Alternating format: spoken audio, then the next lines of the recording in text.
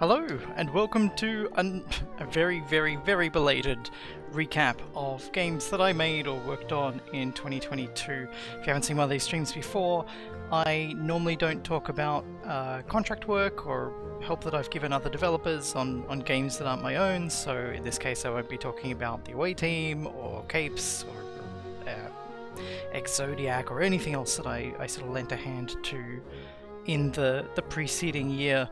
But we will be talking about Fossil Sweeper, Hive Time, Bad Egg, and Flat. First up, I'm going to have Peter joining me in a second. He was composer on the first of those three games. And I'm not as organised as I would like to be. It's fine though. Peter, are you there? Can you hear me? I can, hello. Brilliant. Brilliant, welcome, and it's nice to hear you as always. Thank you. Yeah, it's I'm gonna try and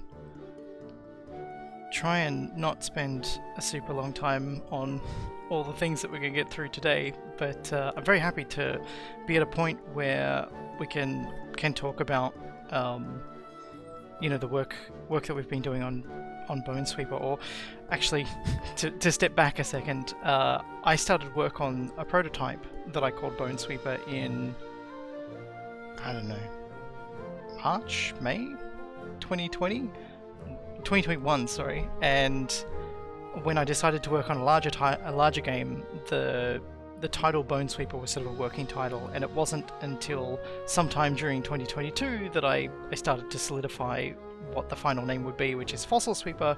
So for the purposes of keeping things distinct, when I say Bonesweeper in today, it's going to be referring to the prototype, and when I say Fossil Sweeper, it's going to be referring to the full game. But yeah, it's really cool to be in a position where we can talk about our work on this larger iteration of the game and how it's come together.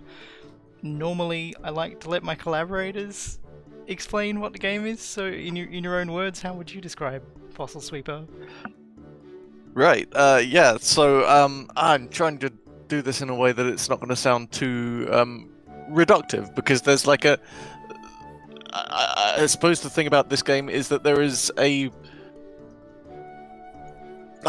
very obvious game that a lot of people know and have played, which has a very similar central puzzle to a lot of the game, a big part of this game, which is obviously Minesweeper. So I guess the easiest way to talk about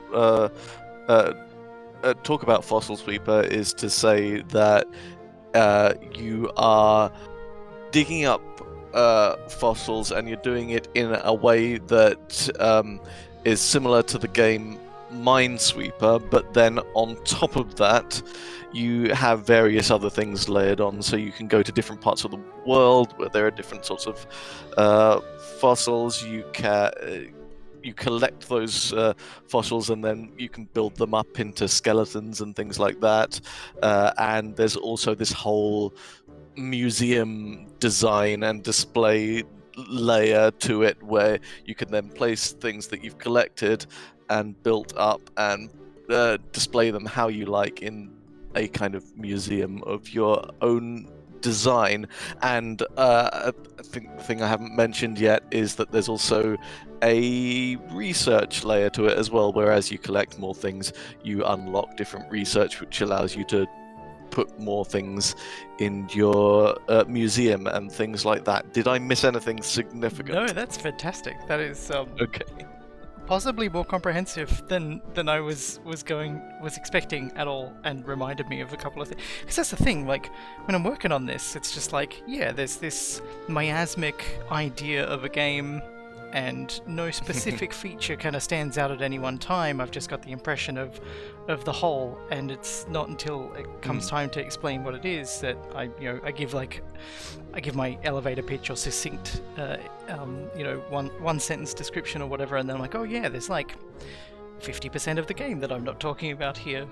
But yeah, so like I think I still have not quite wrapped my head around the best way to introduce what's going on, but I think that sort of Minesweeper connection is the right place to start. So we're going to actually we'll make a new character. So there's some character customization options. These are still pretty rudimentary. This is more or less what the game looks like today, but there are many other aspects of the game that look completely different to to what it was here. Let's call this one Stream Friend. Why not? And so yeah, you go into this office environment with a globe in it that I'm calling the map phase, where you pick a location for the dig sites that you're going to go in and do your digging from. In the prototype, this was just a drop-down menu where you picked a location and off you went. When I was working on the prototype, I always knew that if I ever did a bigger version, that I would use some kind of map visualization for this, because it's much more interesting. Excuse me, but since I already knew what that would bring to the game, it didn't seem like something that was worth spending attention on at the time. But we're listening now to the sort of main menu fanfare. Do you feel like it's the game's main theme? I guess title theme is probably where it would sit. Yeah, it kind of developed into that, didn't it? Because I think this was one of the earlier pieces that I made for the game, so I would have made this in 22, yes. And it initially started out as the map music, and I think the idea for it was, or rather, what is the menu music now, I should say, Yes. initially started out as the map music. And the idea of that was that, it was going to be a little bit upbeat, a little bit exciting, because you're planning on where you're going to go in the world on your next digging adventure. And I was vaguely in my head had this kind of Indiana Jones red lines being drawn over the globe thing in my head, and thinking that it should be quite exciting music about anticipating what adventure you're going to go on next. Yeah. And I think that still fits. But when I can't remember exactly what the rationale ended up being. I was about to say that right now, when the game's playing, I'm on the map screen at the moment, and it's still playing that higher energy version that we have from the title screen. So this was before we went back to revisit it. Which feel free to talk about. But yeah, it was interesting that as I think I might have been the. I don't know if you had thoughts along the same lines at the time, but I do remember raising the idea that, hey, maybe after we've done all this dig music and the assembly music, we've sort of pulled it all together, the transition from the map phase into those quieter things and the museum music as well. It just felt like the map was a little bit too high energy. Yeah, I think that's right. So yeah, in this version, I think mainly just because we didn't have any title music at the time, you just carried on the title music into over the titles as well. And over time, I actually quite liked that in the end. And I thought, actually, this is a recognizable theme. It's pretty nice. It maybe doesn't go very well with the title screen image that we have in this version of the game, but I think that's going to change. Yeah, but but yeah, we talked about that would change, and it feels like a nice thing to start the game with.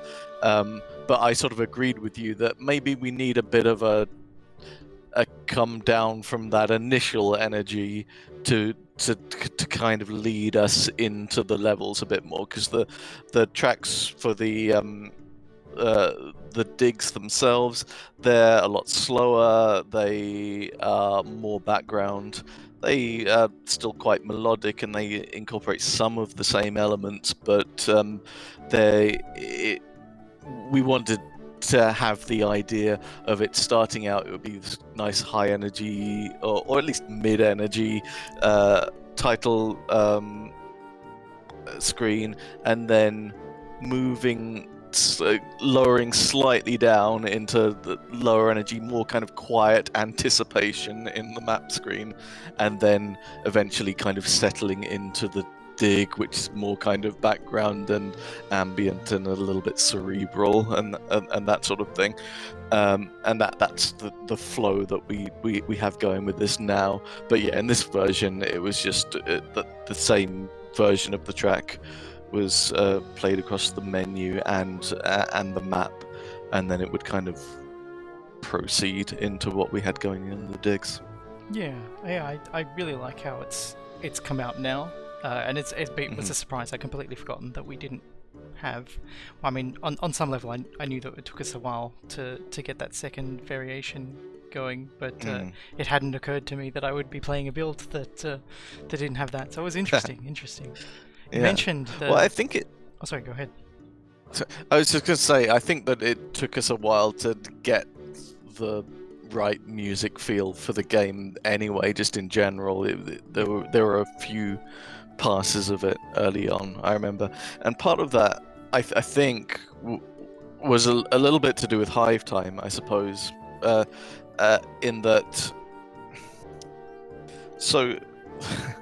I think I mentioned this during one of the early videos that we released about this, but it's really hard to do a game that's about like fossils and bones and stuff, and not use like tuned percussion and that sort of thing. You automatically kind of want some xylophones and some marimbas and some and other stuff like that in there, and like some maybe a little bit of metallic percussion to kind of get across the idea of all these little tools that you're using. And at first I wanted to kind of resist that impulse a bit and maybe see if I could come at it from another angle, but in the more I worked at it, I was like, no, it just feels weird not to use it, just because I did that quite a lot in Hive Time. And so I had to try and come up with other ways to make it feel like it was a distinct. Do you feel like the instrumentation that you're using ends up being a part of how you get in the mindset for a project? Like, do you feel like using some of those same kind of instruments made it harder to not be in a Hive Time headspace? I suppose a little bit, but that's mainly because I feel like there is inherently some overlap, because okay, one's a puzzle game and one's a strategy game, but it's the same it's a similar sort of energy, right? You don't want super high energy tracks. You want like at most probably kind of mid energy tracks, mid to low. Bombastic. Yeah, there are moments like we have a rave during one of them, but but and there are some other things that. Yeah, Hive Time goes a lot more places than Fossil Sweeper does, I think. Yeah, there's a bigger range of emotion in that one, I think, because you get different events where you get to have a little bit of fun, but where the dig tracks with these, they are all kind of individual, but they all kind of need to be kind of in the same vibe. Yeah. With little variations. I like the spread that we have at the moment. I'm enjoying it. Yeah, with Hive Time, the way I had a few kind of just general doing stuff in the game tracks for the background.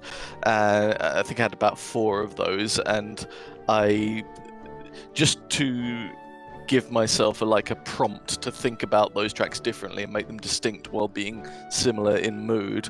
I used the track titles. It's like morning. Describe this as well. I thought about them as times of day. So I had a morning piece, I had an afternoon piece, and then an evening piece, and so on and so forth. And that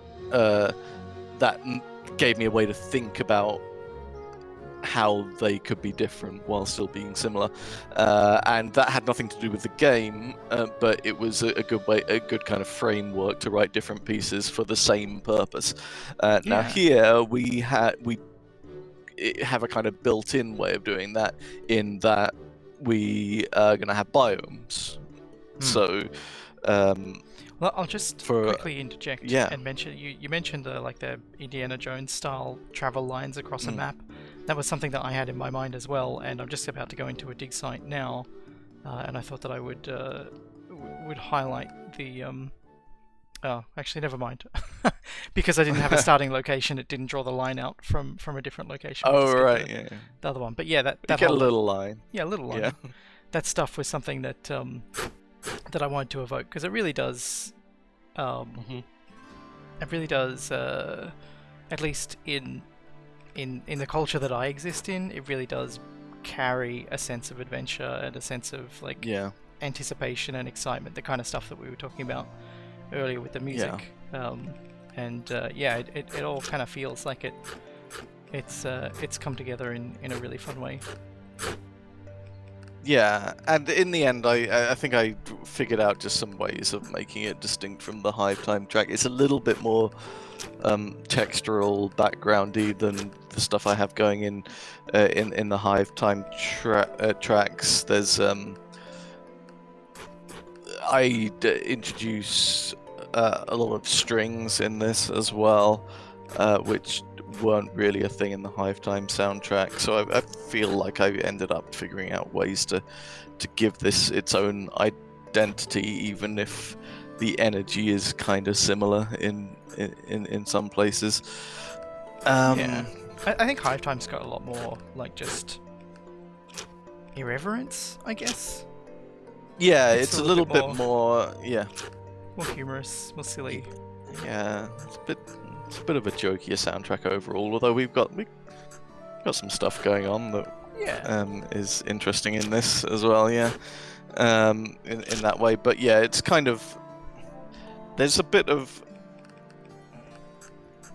I suppose I came at this soundtrack a little bit from the point of view of reverence. That was something that was just in my head a little bit, because it's such a careful task having to kind of just carefully excavate around this area of terrain and not damage the things that are inside it. and it made me feel, oh well, you know, if I was doing this job, I'd be, I guess, approaching it from a real perspective of care and reverence. So I kind of wanted this vague kind of almost seriousness and wonder to pervade the things that I was doing in the soundtrack. I think it works really well. I'm really really happy with how it's come together. Yeah, my plan was to like just play a little bit, and as we can see here, a couple of different biomes. The last one we looked at was green. This one's kind of red. They have different colored ground strata, like different layers of sediment in the ground. I wanted the ground to have its own character in each of the biome, as well as the actual environments. At this point in the game, I didn't have any of the like trees and stuff that are present in the game at the moment. So everything was just boulders with different colors. Yeah, and for a while I was working with just little mini sketches, right, of the biome. Yeah, I still use those as a quick reference because they're actually helpful. Oh, I'm glad. Yeah, they were really, because I could see it was enough to kind of imagine how it would end up looking, and then start thinking about, okay, how will that prompt me to make something distinct? Although often it did work the other way around. I'd just have an idea for a track, and then I'd look at the biomes and think, what picture is this music I've just made drawing me towards? It's been a bit of both. I would say some of them have been started.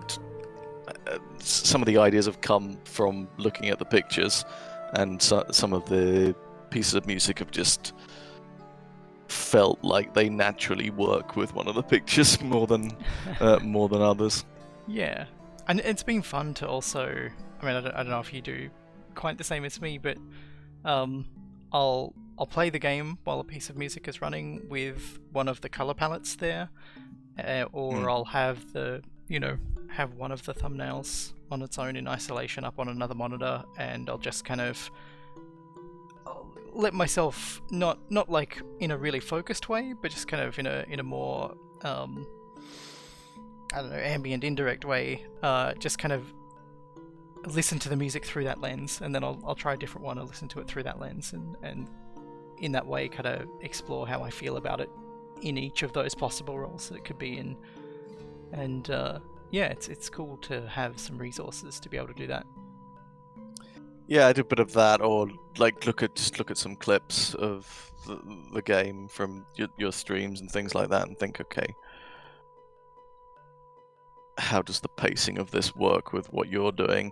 And Yeah. I suppose pacing is difficult in this one because people will approach this sort of game at different speeds. Oh yeah. Maybe for some people it'll sound slow, and for other people it'll sound faster. But it's hard to say. I think it should always be somewhat slow. Yeah, especially if it's meant to feel thoughtful and considered. Yeah. There's not really a way around that. Yeah. So I wanted I'm sure some people will get good at like playing. I'm sure some people are already very good at playing like speed Minecraft or something, but that's probably not the main audience here.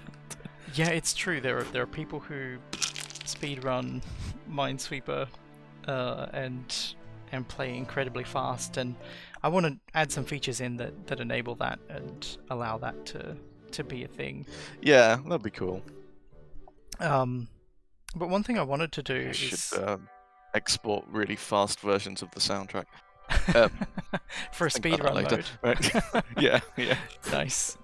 One of the things that kind of led me to the concept was this question of what if Minesweeper was interesting, because to me, death as a consequence is boring.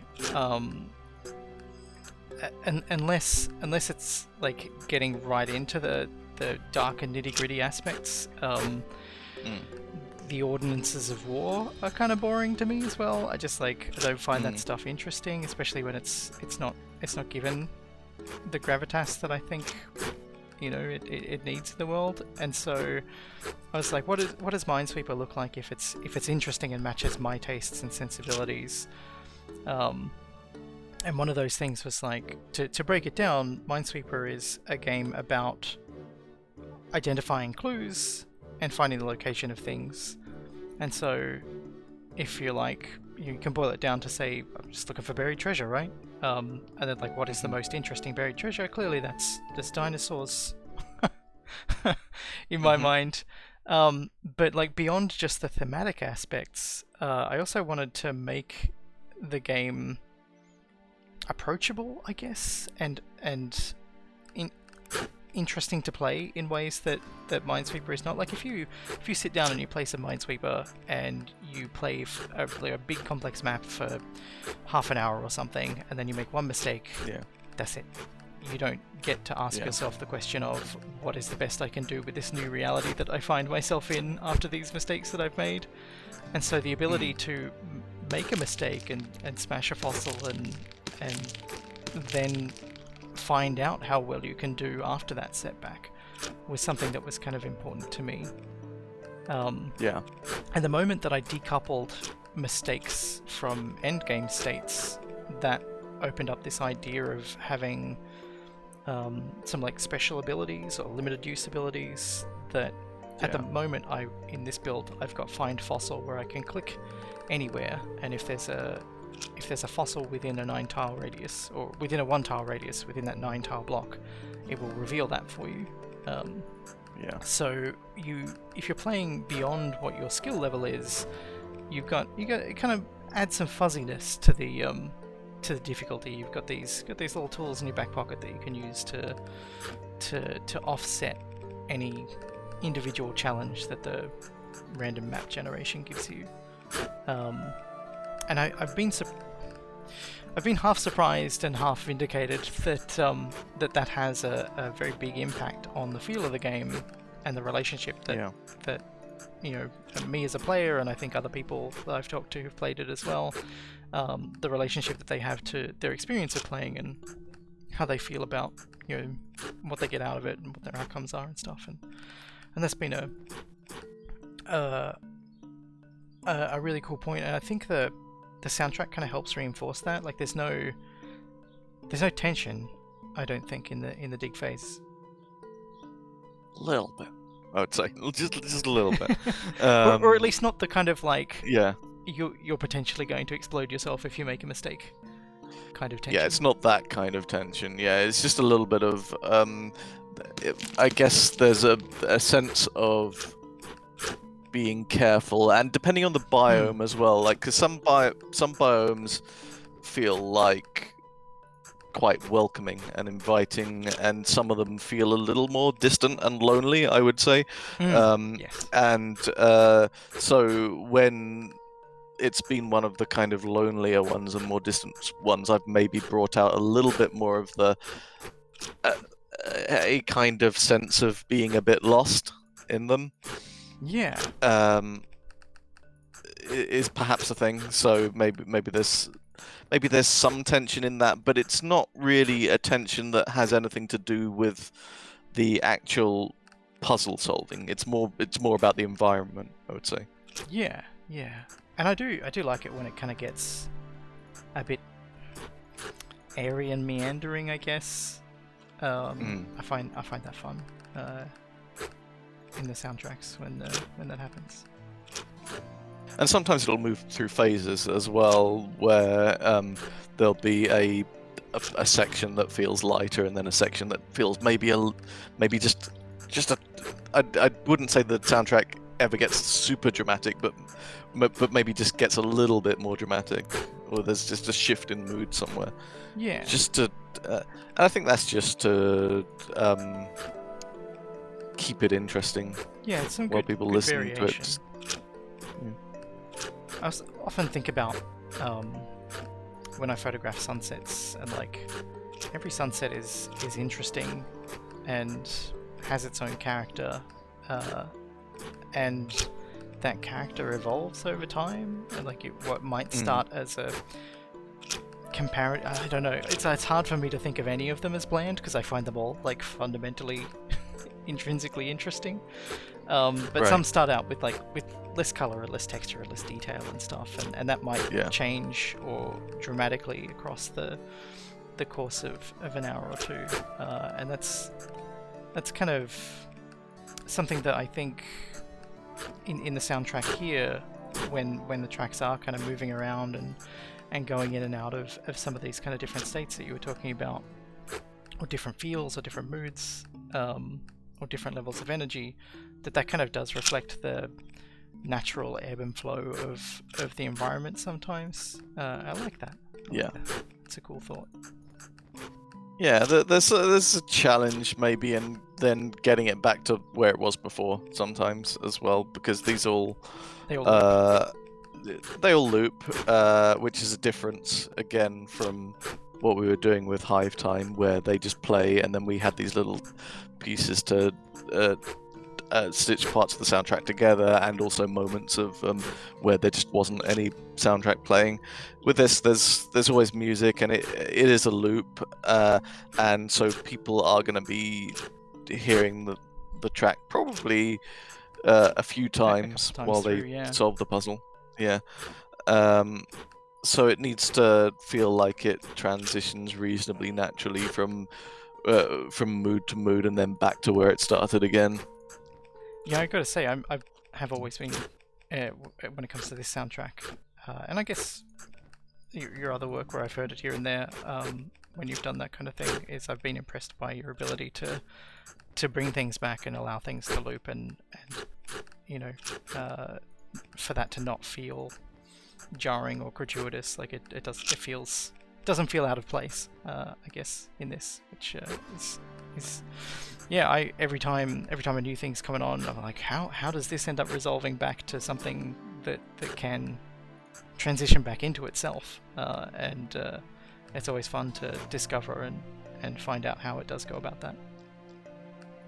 Yeah, thanks. It's like even when it does change quite a lot, the approach that I usually take is that I'll have at least one bit that carries over and is similar from the last section. So even if the harmony is changing and the overall kind of texture is changing, there's one thing that it retains which links it back to what has gone on before. And then maybe what I'll do later on is bring back another element that existed before that went away for a bit, and then use that to bring things back around to where it was at the beginning. So it kind of feels like the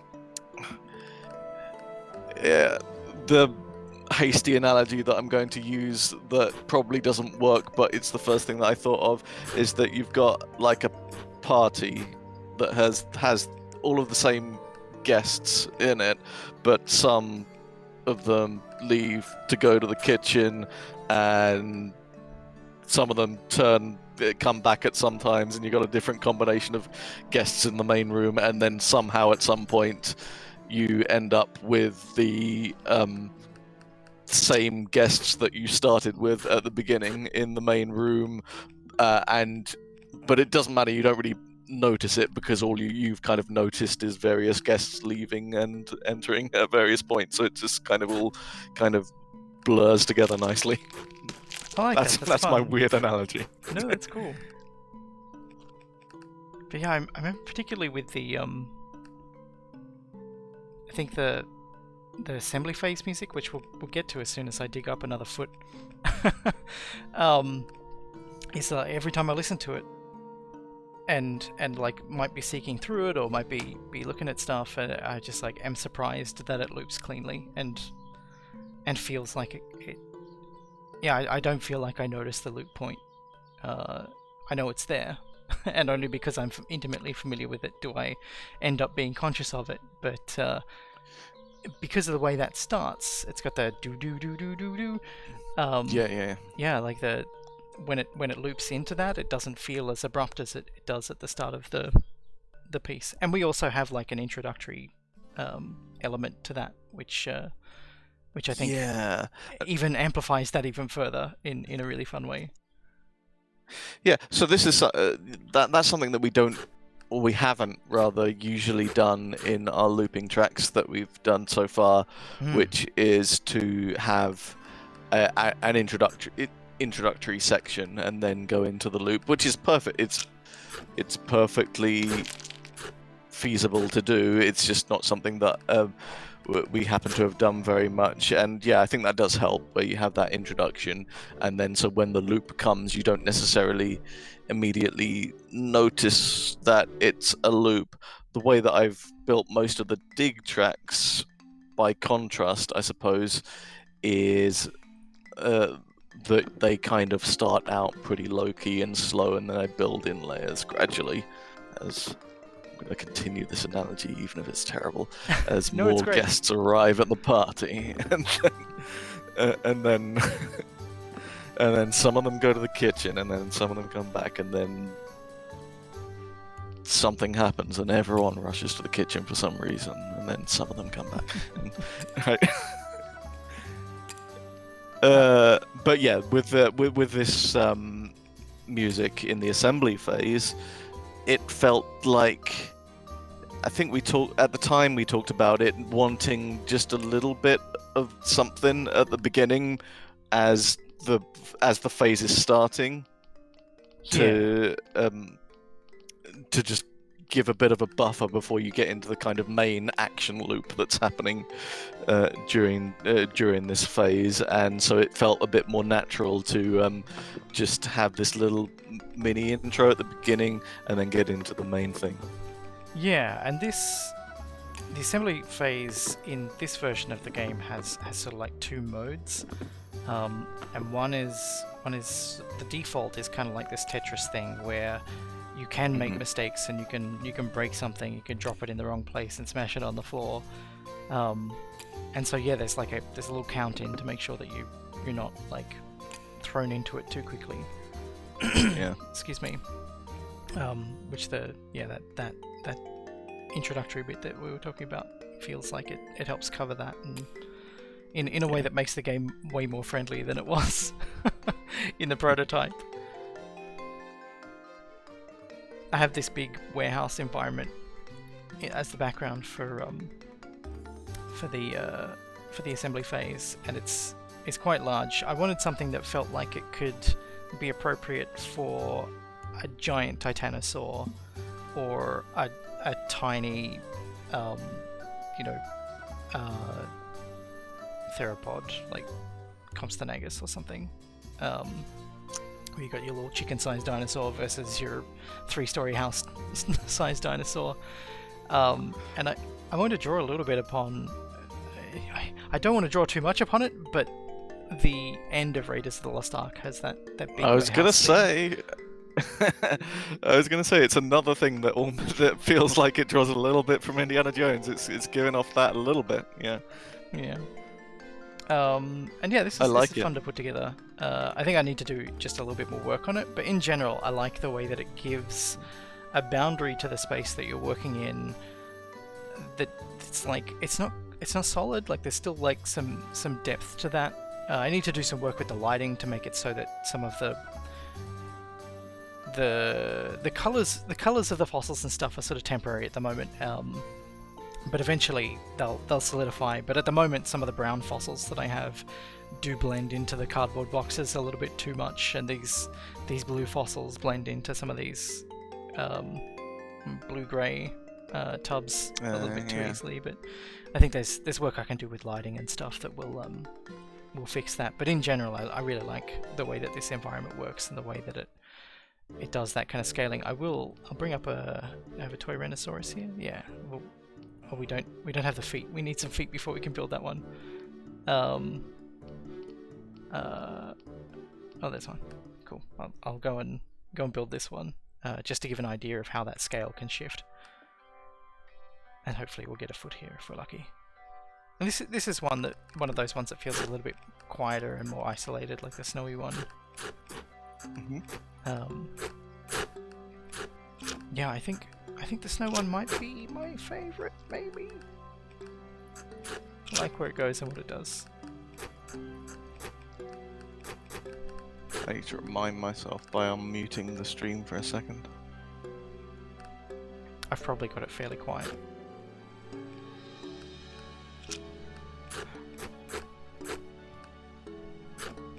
Oh yeah.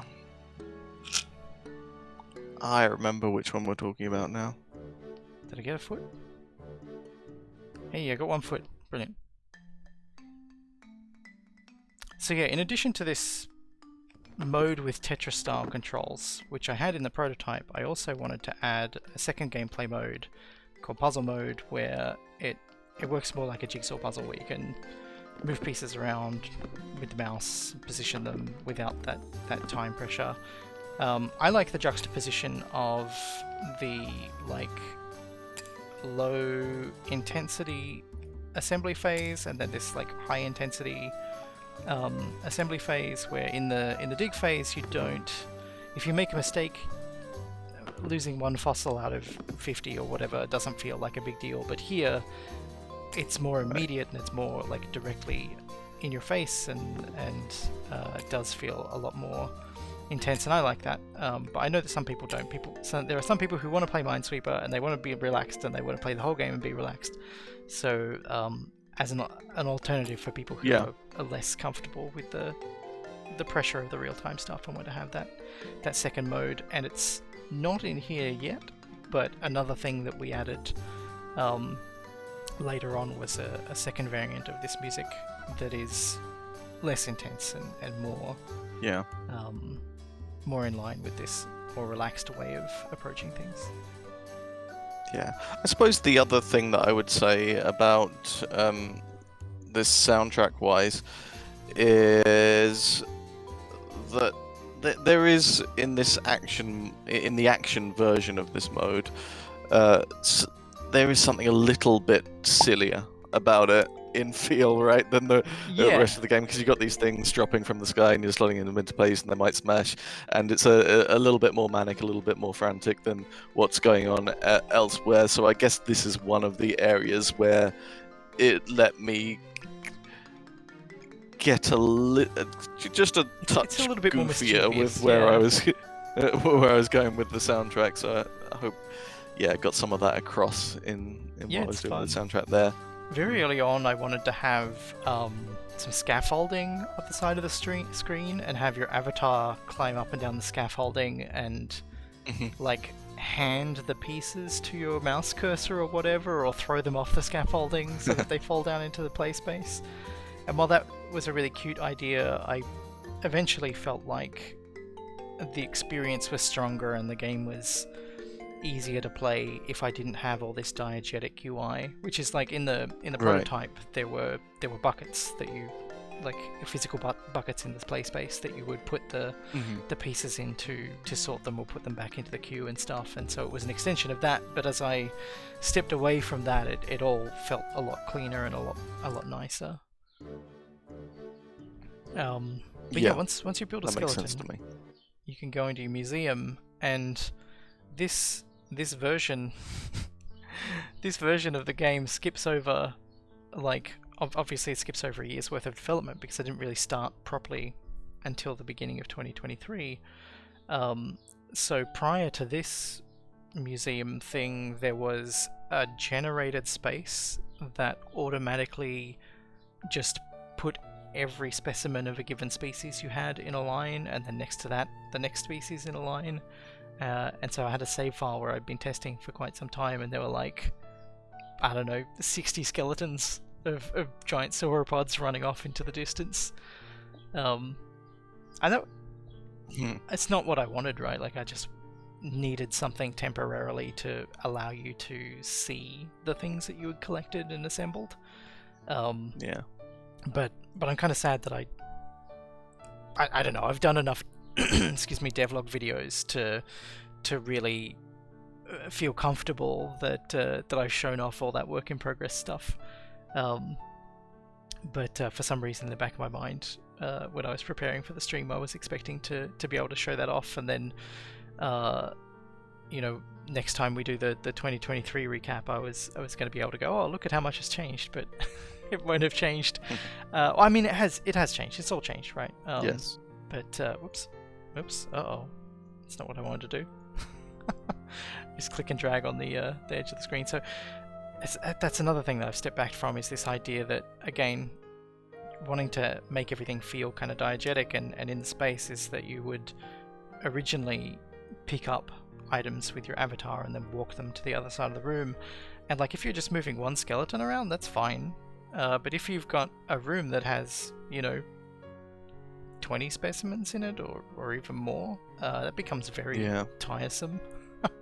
So I've moved away from this in the end. Another thing that I experimented with earlier on was having the museum rooms be these voxel environments that you could modify on the fly, and the idea was that you would walk your avatar up to a wall and go into edit mode and just push on the wall, and that would extend the room out in that direction. To have like a really simple way of allowing you to do that kind of stuff. So you'd be able to walk up to a wall, select a region, maybe a little small region, and then walk forward, and you would like push a hallway into that wall kind of thing, or a hallway through that wall, I suppose. And I invested the time. Sorry, I'm just gonna have a quick drink here.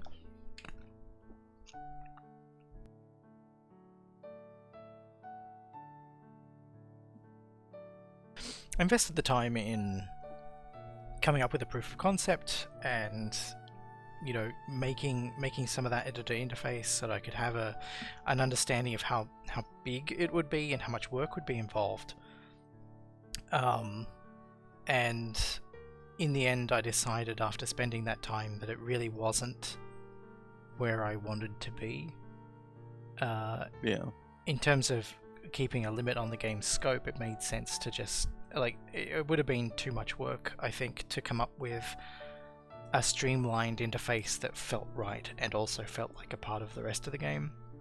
And so instead of that, I opted to have this idea of, instead of having one environment that you customize into a bunch of rooms, you now have a map where you can place as many rooms as you want, and the connected rooms are spaces that you get to walk into by going through a doorway like this, and we'll go into a different room. and that plays into the research phase that you mentioned earlier, which isn't in this build yet. Yeah. But the idea that that's something that you can spend your resources to unlock is pretty cool. Yeah, it is. I think I like where you've landed with it.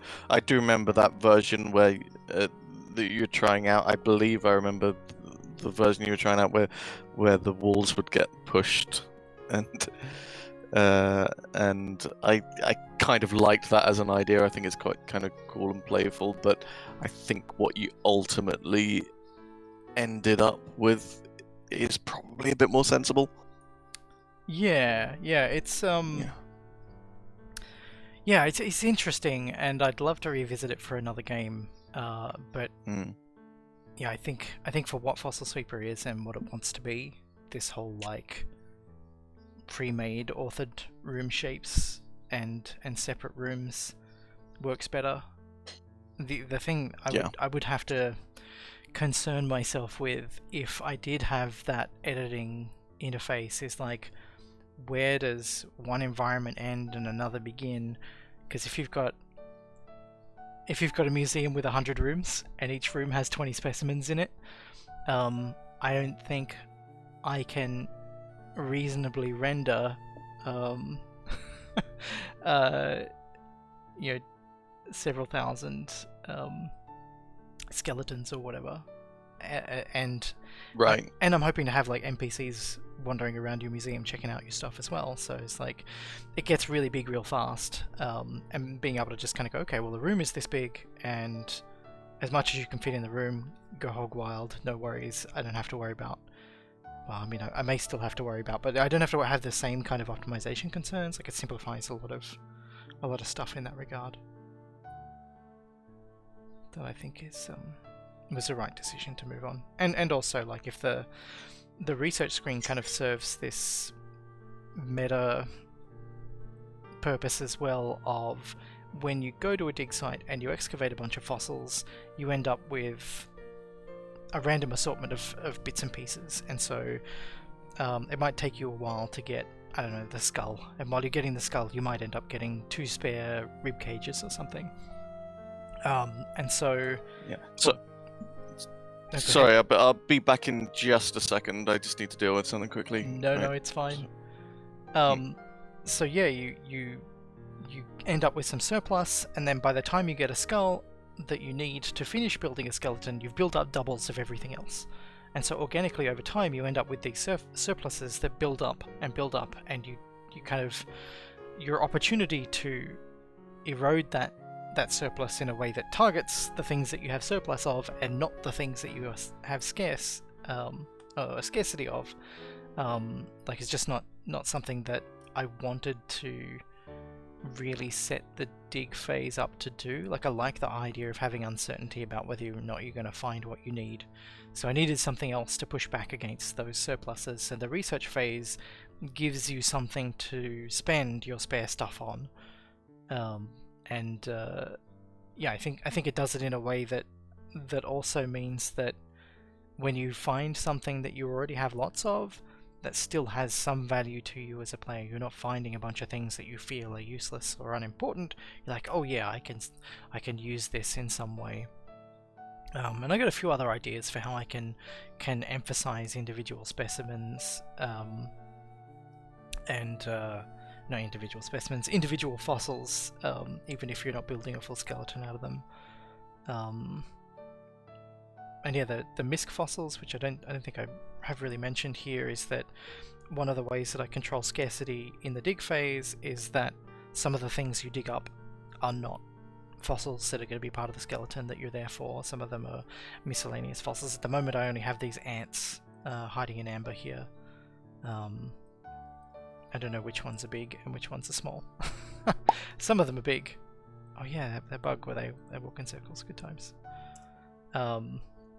But yeah, so these ants trapped in amber are an example of that. And so during the dig phase you collect all of these, but you haven't like analyzed them or sorted them until the assembly phase. They're like scattered in amongst the the fossils that you're trying to build your skeleton out of, and as you bring them out of the fossil queue and into the sorted area, that's meant to be the idea is meant to be that you've catalogued those and you've worked out what they are, and so that you can then put them in your museum. And yeah, I like the idea of letting you place like little bits and pieces that represent other sorts of fossils that you might find at a dig site. You know, maybe you find some trilobites here and there, or some ammonites, or maybe some things trapped in amber like this, or you know, some eggs or other trace fossils like footprints and things, as a way of kind of going, well, there's more than just bones here. I think that's kind of fun and interesting. And yeah, like not all of in this version, I don't think that's the case, but in current development builds, not all of the misc fossils, like not all of the pieces of amber have something in them. Not all the rocks or limestone nodules or whatever have something in them, so I can control the scarcity of misc fossils that way as well. Another thing that I'm doing to help make some things feel more special than other things is that let me see if I can remember the keyboard shortcut. Oh, okay. Hey, there we go. Okay, so we can have these special dig sites that have little lines around them at the moment. And these are a full specimen. So as I mentioned before, in the other dig sites, you're not guaranteed to get everything that you need to build an entire skeleton. In fact, I'm probably going to make it so that you are guaranteed to not get everything that you need at one single dig site, so you have to go to multiple places to get the bits that you need. But with these ones, these do have one and only one of every fossil. The idea is that you have found a specific specimen, and your job is to excavate that cleanly. So in contrast to the thing that I was talking about before, where I wanted to remove this emphasis on like high consequence difficulty, this is the inversion of that. It is an invitation to play perfectly and not make any mistakes, and that's kind of fun. I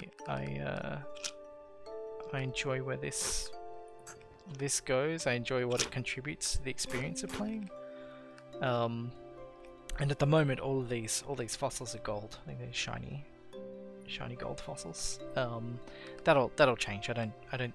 As far as I'm aware, we haven't found examples of mineralization where oh no, I broke something. Oh no, what's gonna happen?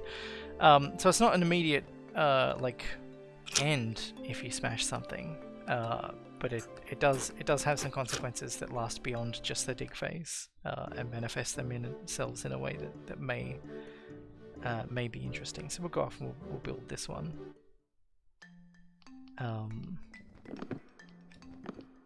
So we can place the rib cage here.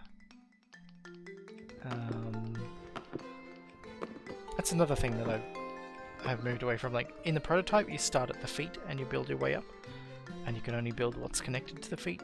And I felt like that was kind of interesting, like with this idea of the pieces falling into the space. You start them at the bottom and build it up. But in terms of creating variation or interesting variation for repetitive gameplay, it makes a lot of sense, I think, to oh, so we smashed an arm. There's like a missing piece there, or at least I assume we smashed an arm. There we go. What was I saying? I have no idea what I was saying. We can call this one Jeffrey. Why not?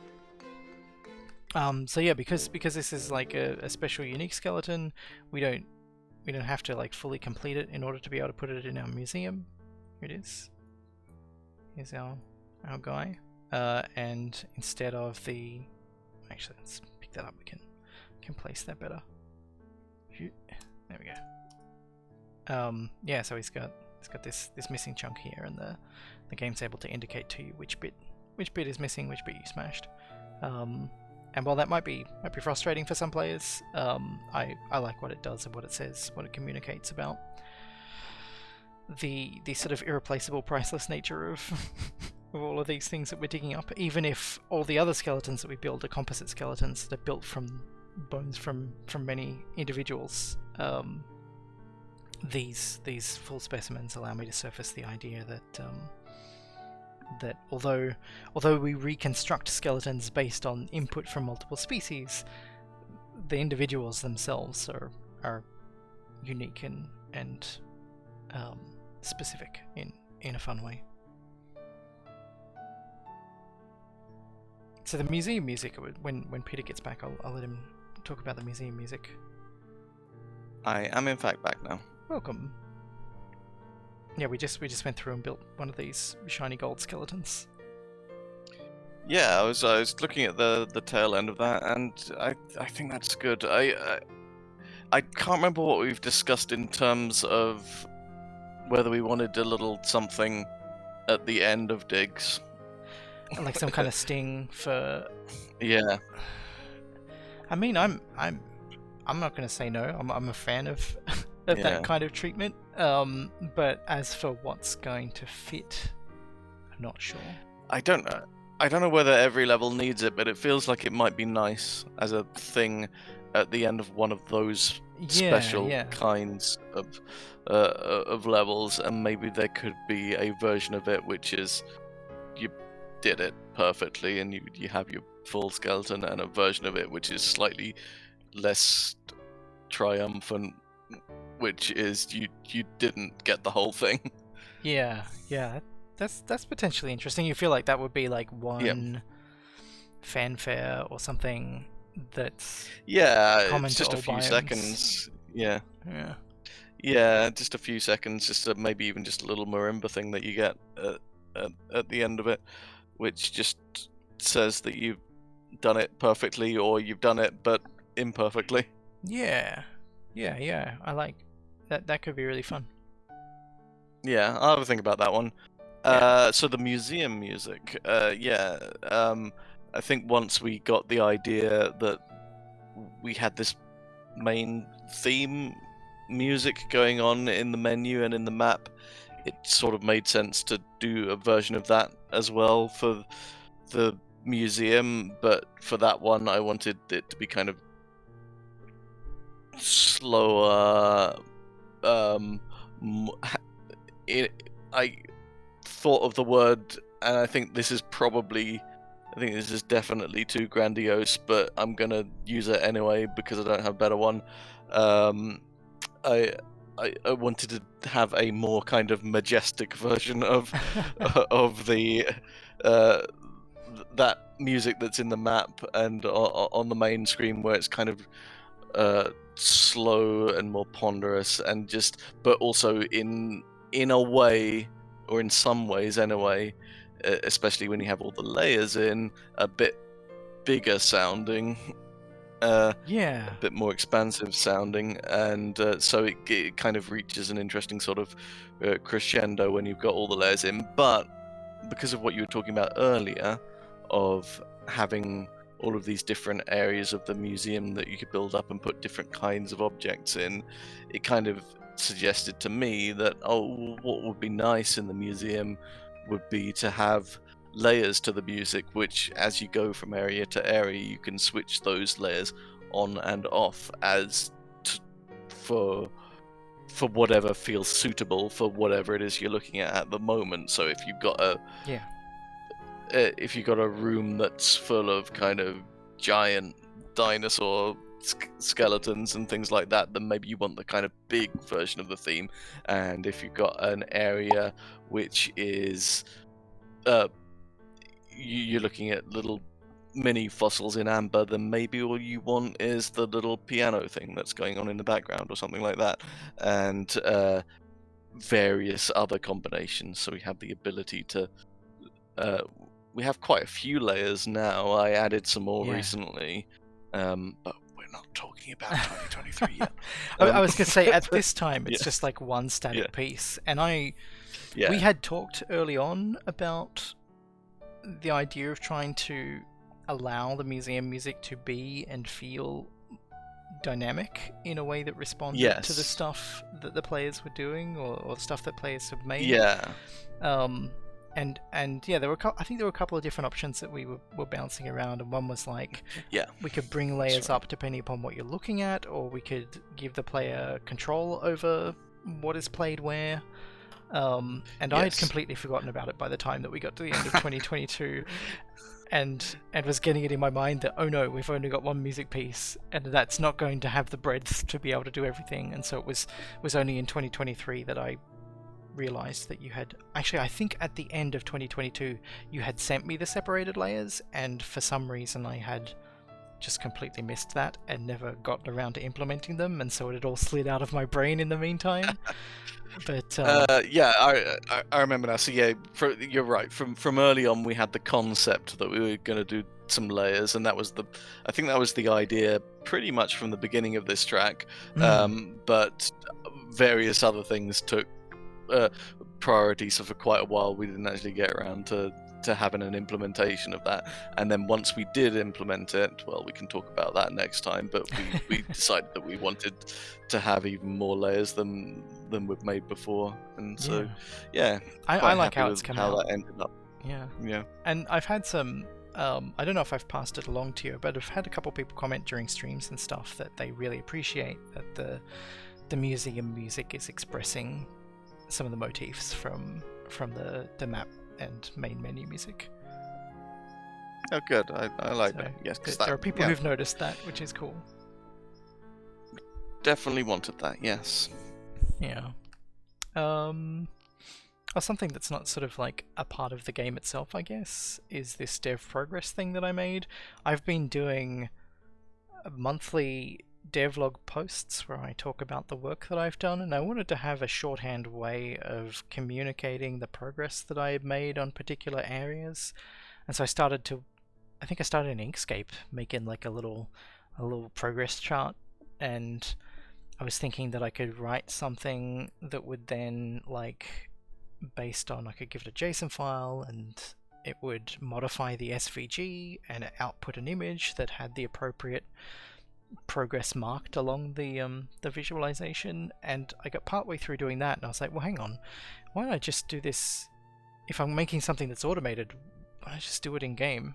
And that way anybody who's playing test builds has access to this progress thing that they can use to see where things are at, and they can put their mouse over a thing and they can say, oh, well, what are the things that are being worked on at the moment, or what's most recent and stuff. And it's been fun to have in there.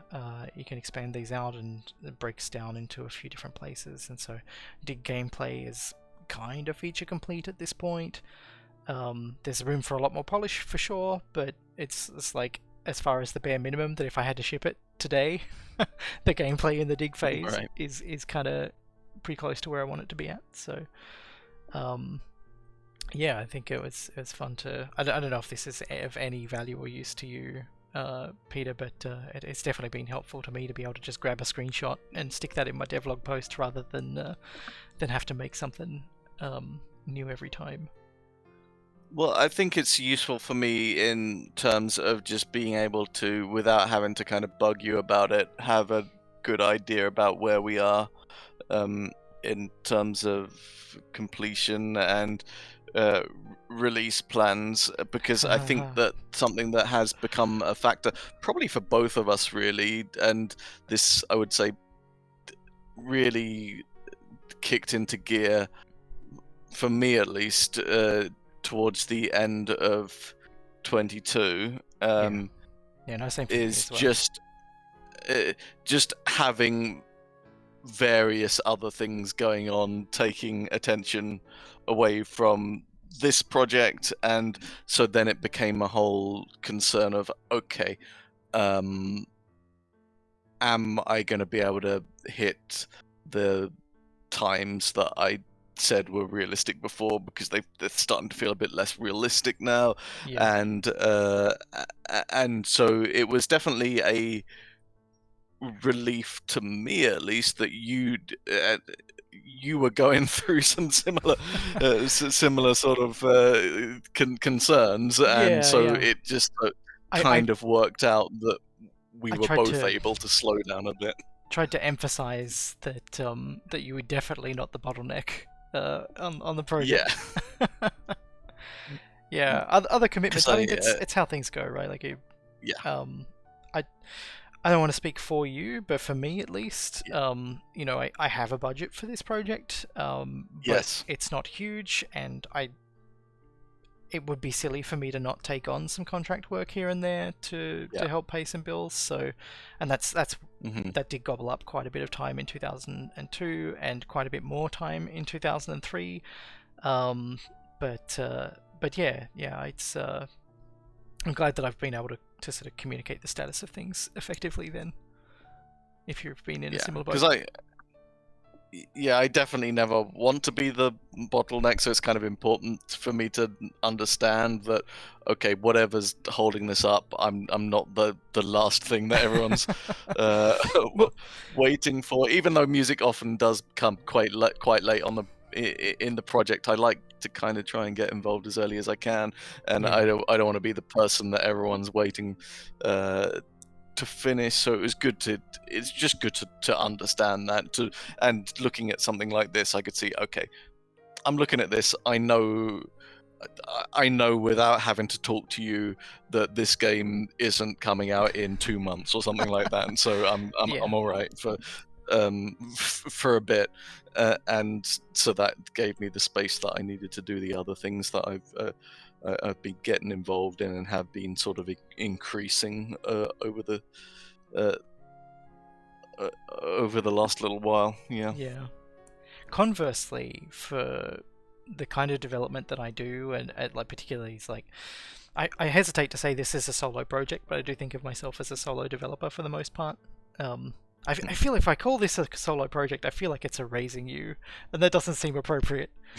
It's fine. I know what you mean. It's fine. But yeah, most of what I work on, I'm working on in isolation, and if I ever get to a point where I've done all my work, and I'm at a point where I can sit back and wait for someone else's work to come in, that's actually quite pleasant.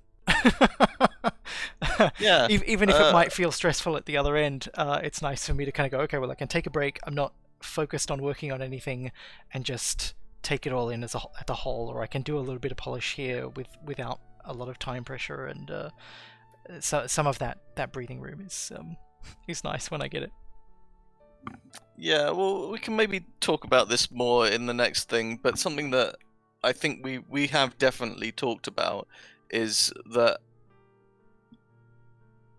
So I've really enjoyed working on this project. I think it's been it's been a really nice one to work on. I'm glad. But we have been working on it. There is a but, unfortunately, but I think you will see where I'm coming from with this, and I think you have done when we've talked, because we've talked about this in the past. Yeah. We have both been doing it for a little while now, and maybe a bit longer than we'd anticipated doing it for. I do love right? this game, but I'm excited to see the arse end of it. Right, and I'm at the point now where there's I have a slightly more limited portion of my week now that I can devote specifically to music, and there's a little queue of things building up of like stuff that I would like to do that isn't this, and so I am, while always enjoying working on this, I am looking forward to the time where I get to move on to some other things, because that's and I think that's anyone who has worked on any projects of any kind, no matter how enjoyable and rewarding the project is, I think it's a very nice feeling to feeling. close that stuff out, and it's nice to not have it hanging over your head anymore. I can definitely relate. Yeah. Don't want to imply that this has got super old or anything. It's just the thing with every project where you get to a point where you're like, okay, actually, I'd like to do something else with my life as well. It would be nice if this were done, and the challenge, I guess the challenge, I don't want to go on too much about this because this is really getting into 2023 territory, but the challenge with it, the challenge is understanding that bit of you that is going, oh, I want this project to be done because I want to be able to look back on it and think of it in that way, rather than the way that I've been thinking it so far. So balancing that with just be taking care not to therefore make any shortcuts and not kind of live up to the potential of what you're trying to do. So I'm still trying as best I can to really take a considered approach to the soundtrack, and actually I think that's worked out pretty well because some of the recent stuff that I've made for the soundtrack has been some of my favorite stuff that I've done for it, actually. So I'm glad. So yeah, it's still a very rewarding one to work on, I would say. It's hard for me to just intuitively know whether or not someone's like finding it rewarding to work on a project that I'm responsible for. Like we can talk about it. You're like, yeah, we're doing good work and that's great. But to know that it's that is a project that you've enjoyed being a part of is good. It's good to know. And good to not assume as well. There's nothing worse than assuming that everybody else in the room is having fun. One thing that I added here in the map room, originally this had like a very different look and feel. At the very beginning of development, which I think was like late 2021, early 2022, there was this window of time where I knew that I had gotten my grant, but it had not been announced, so I wasn't allowed to talk about it. And a big part of what I wanted to do with the project was be very open and transparent about development and also administrative stuff like the grant. And because there's a period at the very start of a project where you have nothing, and it takes a while for you to get to a point where you have enough to communicate what it is that you're doing and what it is that you're trying to do. And while I had the prototype, I felt like I wanted to show everything from scratch with this larger version of the game. And so during that window where I couldn't have that level of transparency, I had a couple things that I wanted to work on, which were I forget the dev stuff menu here, a test of the map. Here's like an earlier version of this map room, which has like the bookshelves are from Hive Time, and all the stuff in the background is from the prototype. I've changed the shader, but at some point this used to be a blue map. Yeah, getting something that could communicate what the map was and how you would interact with it, and that it would do this time slidey thing if you want to look at the prehistoric continent positions and landmass shapes. I wanted a little proof of concept that I could use to show and demonstrate how this larger version of the game would differ from the prototype. So there was the map phase that I wanted to just get a mock-up placeholder for, and then also the museum as well. So this is before I did that generated museum. This is all like hand-placed stuff. And I just wanted to do like a little room. The layout of this is based on a piece of concept art that I'd written for my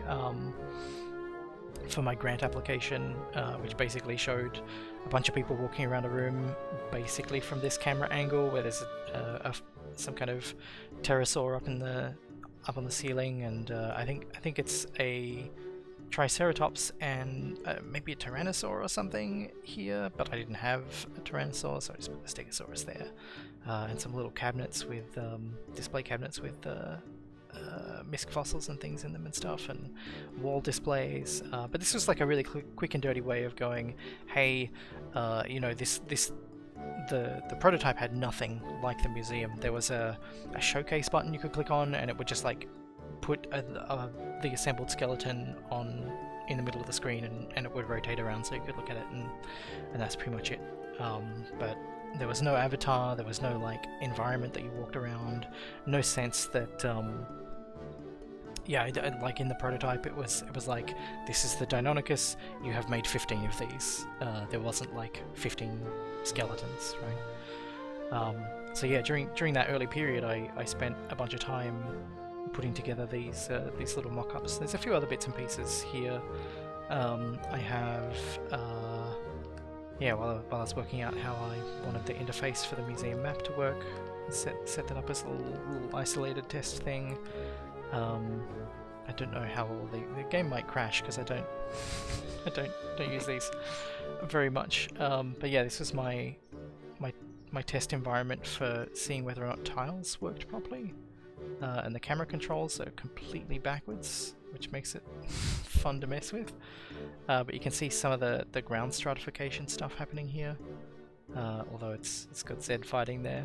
I think this must be before or after I'd add a thing where you could show and hide the individual tiles. At this point, I think I was working on this whole like there's height variation in the tops of the tiles. Which if I go down to a low angle you can kind of see across here, add some texture and stuff.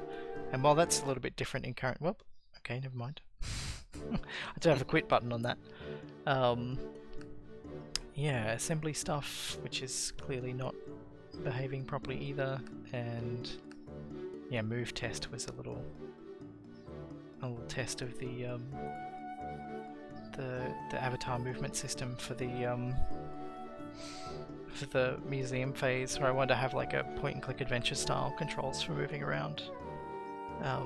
And this has like a waypoint movement as well, so I can click a bunch of different locations and the character will go and walk between them. This same character controller is what's being used in the dig phase to make the avatar walk around the map as well. So yeah, I wanted to have like one unified system that did all of that stuff for me.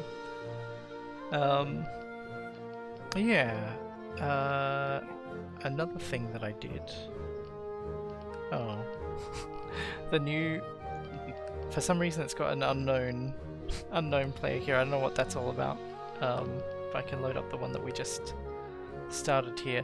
Another thing that I didn't mention before is that if the conceit of the game, the core conceit is that this is Minesweeper with layers of meta progression around it.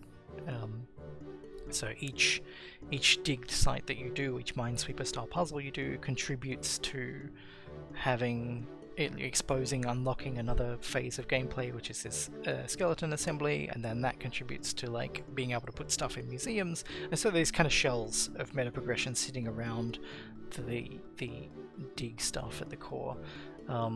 It's not like explicitly a progress indicator. It's not something that I necessarily want players to pay a lot of direct attention to, but in the map room here, every 15th dig you do, I put another pop plant on the windowsill here, and across on the windowsill over there. And every time you finish building a skeleton, we built that gold one, a replica of the skull gets added to your bookshelf. I think we did a blue one up here as well. They get sort of filled out over time and show up on over here and on the desk sometimes and stuff. And I like the idea of having this feel like a dynamic space that changes as you play the game. Like I said, not like an explicit progress meter or anything, just the idea that things are being refreshed, made fresh while you're continuing to play, which is really fun in my mind. Yeah. Were there any other bits and pieces that you want to talk about, whether that's music or some other aspect of the game? Any other music bits and pieces I wanted to talk about? I think anything else we want to talk about the music is probably worth saving for another one of these. Yeah. Because there's some tease a bit, I guess. There's some Yeah, go cool music ideas we've had, which are being worked on at the moment that I think uh, will be fun for people to find out about once we're ready Yeah, to show those off a bit more. it's exciting. Like as a whole, the soundtrack for this is exciting. I feel like in some ways it's, I don't know. I was about to say it's more cohesive than Hive Time,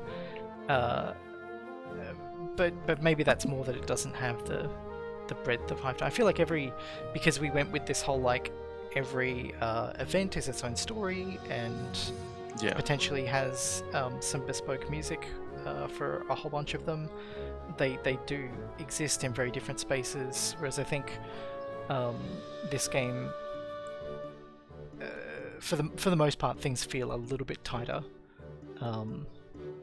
but it's more focused. Yeah, I would say a good way.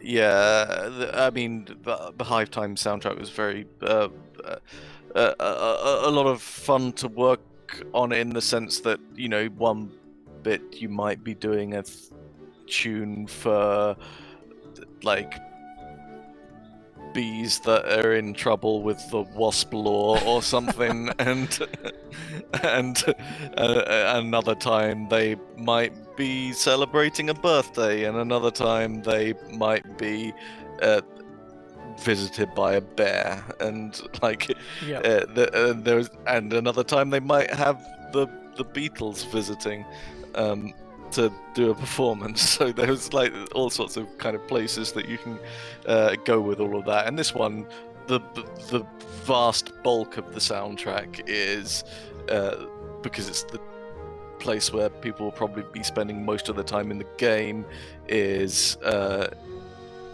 music to dig fossils to, which is fine. Like, and it's been an interesting challenge.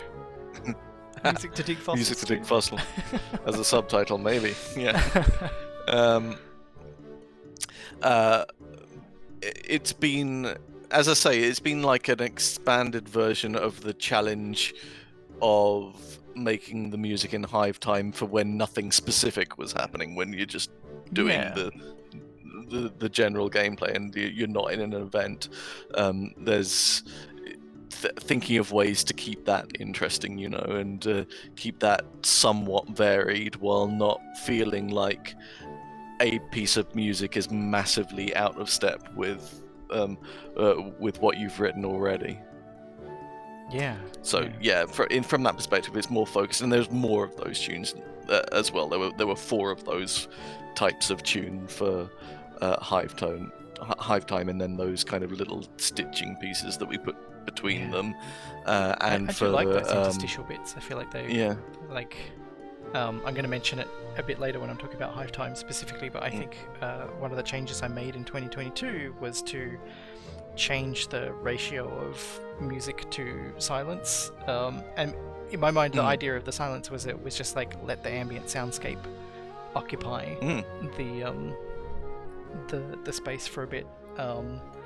And I think at the time that I did that, I don't think when I initially implemented that, I don't think we had a lot in the way of those interstitial tracks. And reflecting on it in 2022, I was like, well, you know what? Actually, the more I think about it, the more I'm like, I can shorten those gaps. The interstitial pieces still they're a lot less dense, and they give a lot more room for birds and crickets and whatever else to be audible and have some presence. So yeah, I guess there have been at least one small music change to Hive Time this year. Yeah. So so with this one, we've got. Sorry, I unmuted for a second and I started hearing my own voice back. That was a bad idea, right? So with this one, we've got, I think, 8. That's the number of like dig pieces that we're going for this time, right? Yeah, I think it's 8 of them. I've done 8 thumbnails for dig biomes. Yeah. That's something that at the time of recording, that's still a little bit in flux in my mind. I'm not Yeah. certain of how the specifics of the dig biomes are going to shake out. If I end up with a lot of time, I'm open to the idea of doing like 2 different biomes per music track. But there's also some variation in the biome stuff that I want to allow, so maybe that fills that kind of role. Because the idea of like, so we've got a savanna piece, Yes. and maybe that savanna piece would also make sense as a step piece. And from an aesthetic perspective, savannas and steppes do kind of have something similar about them in my mind, but geographically they're kind of different. Yeah, there's definitely tracks that we've talked about when trying to think of assigning them to biomes when it's the ones which I made without necessarily a very specific biome in mind. I'm like, okay, I think this one works well with this or that biome, and it could go either way. So yeah, it's definitely possible that they could be for more than one biome. I like would the idea say of having them bespoke, like that's very nice. Yeah. But the concern I have in the back of my mind is, how does this work when it's spread out across the entire globe? Do I have enough of a palette to paint the world with? And that's the bit that I'm kind of unsure of. But I think it's fair to say that the music that I've made so far is not so specific to each biome that it couldn't be used with something else. I think that's fair. But yeah, at the moment the aim is to make 8. I think I've done 7 of those so far, and so I'll be working more on the 8th soon. And so it's about twice as many tracks of this kind of nature than we had for Hive Time, but also I think the tracks skew a little bit longer on average as well, probably. Yeah, I think so, by about a minute on average. These tracks tend to be about 3 to 4 minutes long. Yeah, 3 to 4 minutes long. I think the Hive Time ones were 2 to 3. Yeah, something like that. Yeah, so it's definitely there's going to be plenty of soundtrack there. Yeah, but it's gonna be when I release this in soundtrack form, which I will do for this game.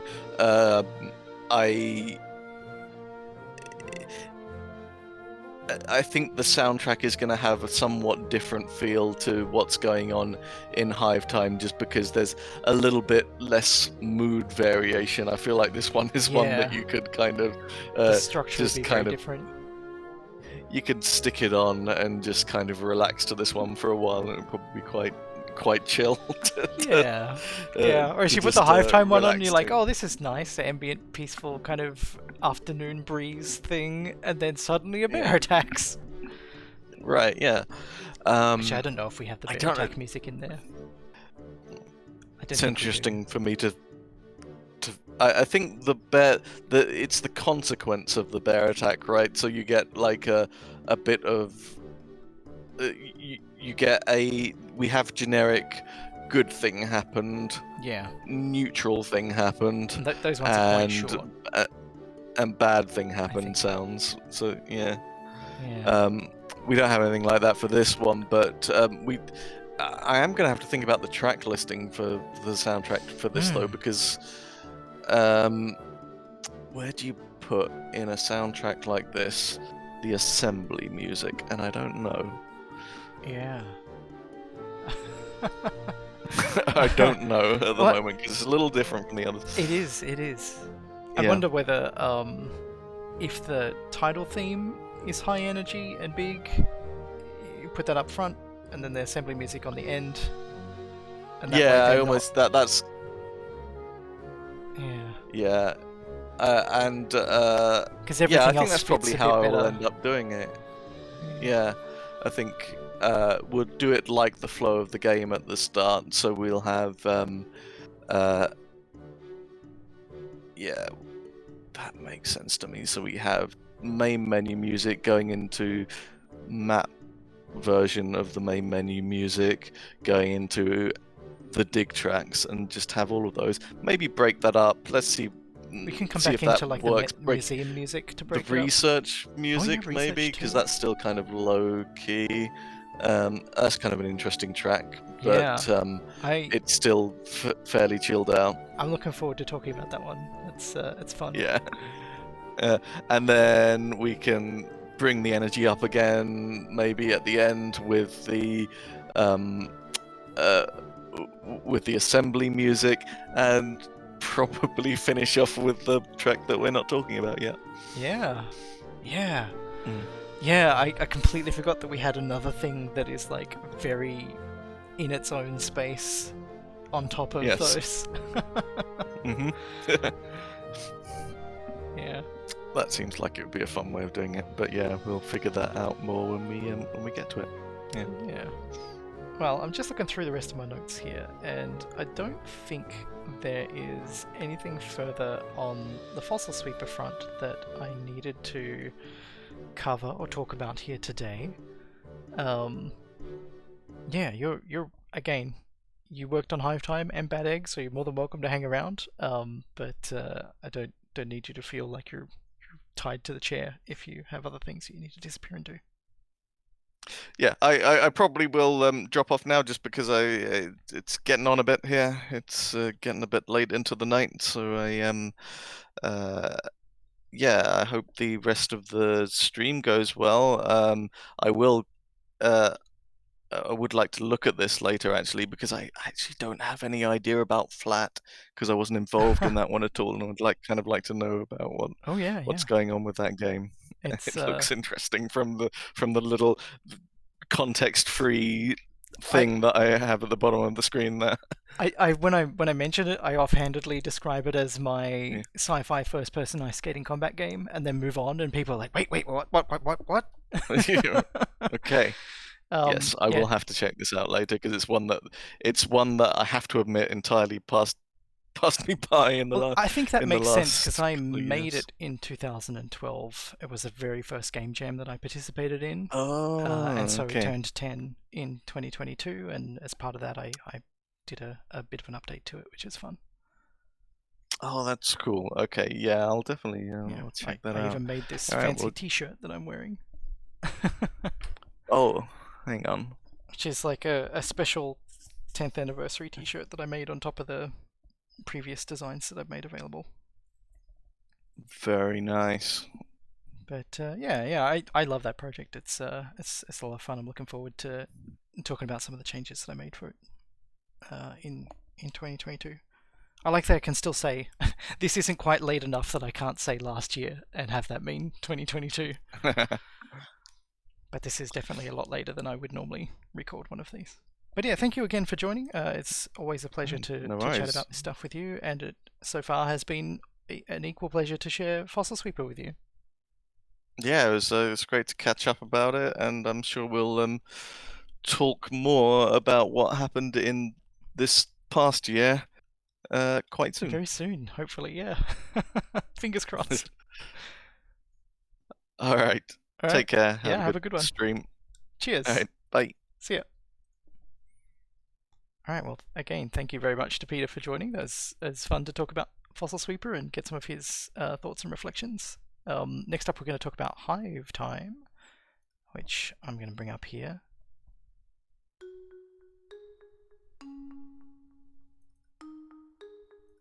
Hive Time is a bee-themed management sim that I made some years ago. Which, how loud is that? That seems appropriately loud. Yeah, in 2022, in 2021, in December, I made what I called the Hiveversary update, which was a fairly large-scale update that added a bunch of items from my large, long-view to-do list. I had planned out three or four major content updates, and due to things that changed at the end of 2020, I had decided that I wasn't going to be in a position to do all of those, and the Hiveversary update was a way of bringing forward some of those things from those later updates that I felt I could squeeze in. And at that point, I'd thought that I was likely done with Hive Time, and I wasn't planning to do any further updates. I'm still sort of I've got this distinction of like update is something of scale, and a patch is something that's small. And so it felt weird to let World B Day go by and also the game's anniversary go by without doing a little patch. So yeah, I did a couple of bits and pieces. We're gonna make a new Hive and head in and talk about those, I guess. Yeah, default settings are fine. It's been a little while since I last played Hive Time, to be honest. But yeah, so when it came time to sit down and do this, there were a couple of things that I specifically wanted to try and get a handle on. But we'll go through. One of them was to add some more chat integration stuff, which is currently enabled. So people who are in chat can type and talk and stuff.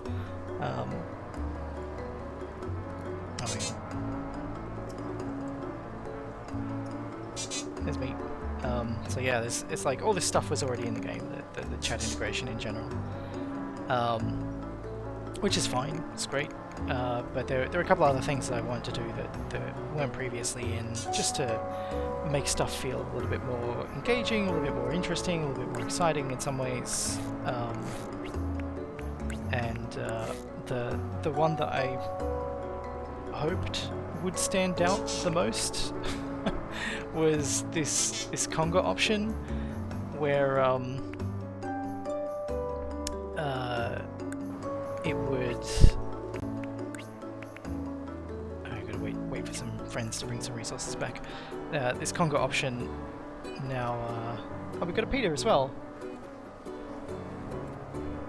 So Peter is. Hang on.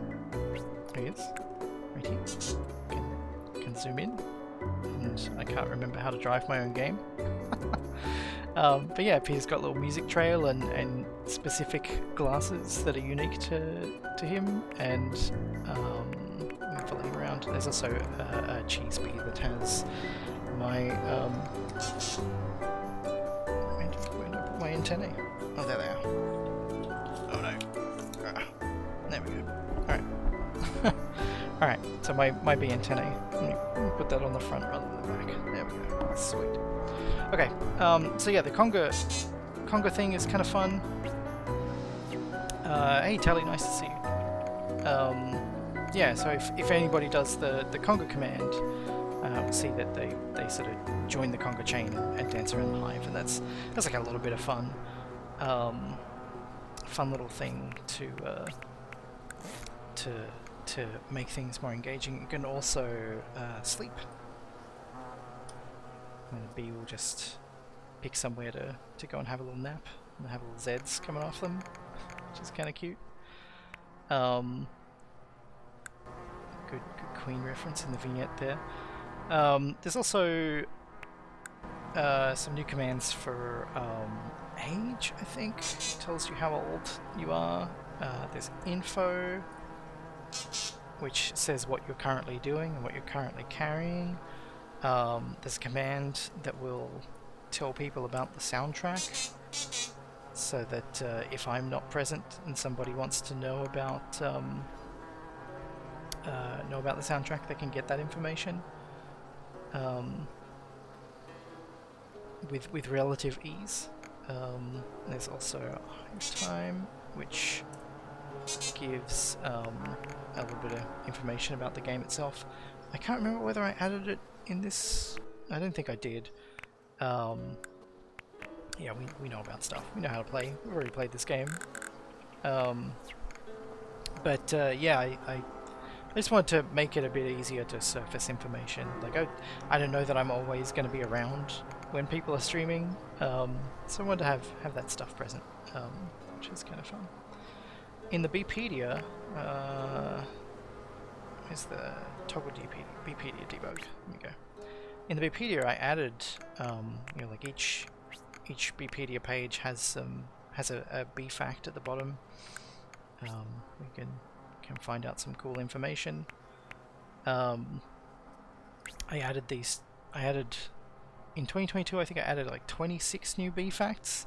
And updated some of the photos and put a not pictured disclaimer on a couple of them, like when I'm talking about the world's largest bee or the world's smallest bee. All the photos in this, except for 2, were taken by me, and I kind of wanted to keep it that way, rather than starting to license other stuff. Like a lot of what Hive Time is me expressing myself and things that I'm interested in and care about, and so I wanted to keep the bee photos as me, and it didn't make sense to like, you know, just have a fat bumblebee when I'm talking about you know, a giant bee that's this long that's found in Indonesia.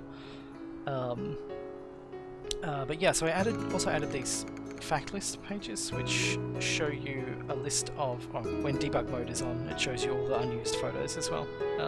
But it'll show you like every fact is listed here, but only the ones that you've actually seen in the Bpedia end up like visible, so that otherwise it'll be grayed out and the text won't be seen. But I wanted to surface something so that if you saw a B fact that you were interested in following up on, but you didn't at the time, here's a way that you can go back and review them and go, oh yeah, like I remembered reading about bee dance communication, and yeah, I want to go and have a bit more of a look at that, so you can go off and find the research paper that fact refers to, which is nice. Yeah, I like being able to do that. It's kind of fun. And the debug mode for Bpedia is new as well, so it's just like helpful for me to see all my stuff and be able to look at it and say, well, which bits, you know, which bits do I want to have, which bits do I want to keep. I don't know if I have a. Oh yeah, it's here. I got a one that's about. This is the V shape that it refers to. These 2 cells here. It helps you identify, like, almost every species of bee has kind of unique wing vein patterns, and it's something that or genus. I don't know about species. So I'm not as well read as I would like to be, but I know that the vein pattern is a way that you can identify different types of bees, and so I wanted to have a photo that conveyed that in a cool way. And so yeah, if there's the bee facts here, and then the other facts for wasps and snails and slugs and that kind of stuff. The panda bear and the brown bear here are the 2 photos that I didn't take. Everything else is taken by me. Which is why there's only 1 flea photo, because I haven't had the opportunity to be around fleas very often. Yeah, this list also means that the Beatles track, which we'll kick off here, is now a little bit more discoverable, a little bit more findable than it previously was. I feel like if you've been looking through the Bpedia enough to find it, then it's nice to surface it. Yeah, I added a few new vignettes.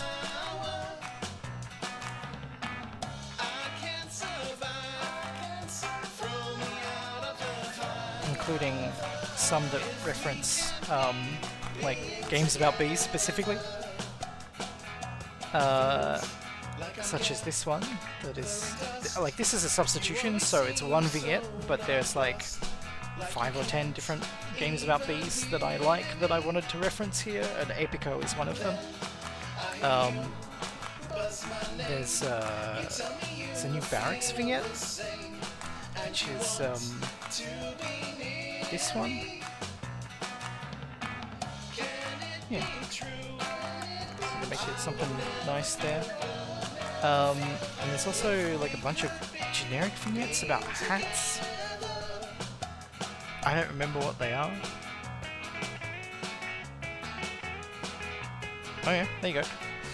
There's a hat one. Speaking of hats, I did not enable customize any bees, so I can't I can't bring up that stuff. Let's build a workshop. Why not? And we'll also build pollen storage and nectar storage. Yeah, so a few new vignettes. I added new like shaped glasses for every roll. So if I make look it up. Just try to think about the fastest path to making a customizable bee. I think I can just take Dragoy here, and I'm gonna give you some different hats here. So every roll now has let's follow you until you're facing a good direction. Has like these shaped glasses that that look kind of fun. And I think they're all fruit themed. Are they all fruit themes? I honestly don't remember. It's been a while. Hang on, let's have a look. So these ones are heart shaped, and then for worker bees we've got rainbow shape. For builders we've got pineapples. For bee setters we've got the hearts. Oh, I don't have the other the other cell types yet. But yeah, for every cell type there's a pair of shaped glasses, and there's also a bunch more effects. I like changed how the changed the look and feel of the sparkles and their behavior a little bit, and also changed the bubbles, which are easier to see if we're not hiding behind the throne. There we go. Yes, there's the bubbles, sparkles, dots have stayed the same, triangles are new. These are meant to be like kind of 80s pop art stuff with like little squiggles and triangles and things. They're kind of fun. We got these like inverted color wibbly things. Bees that kind of float around, which is fun.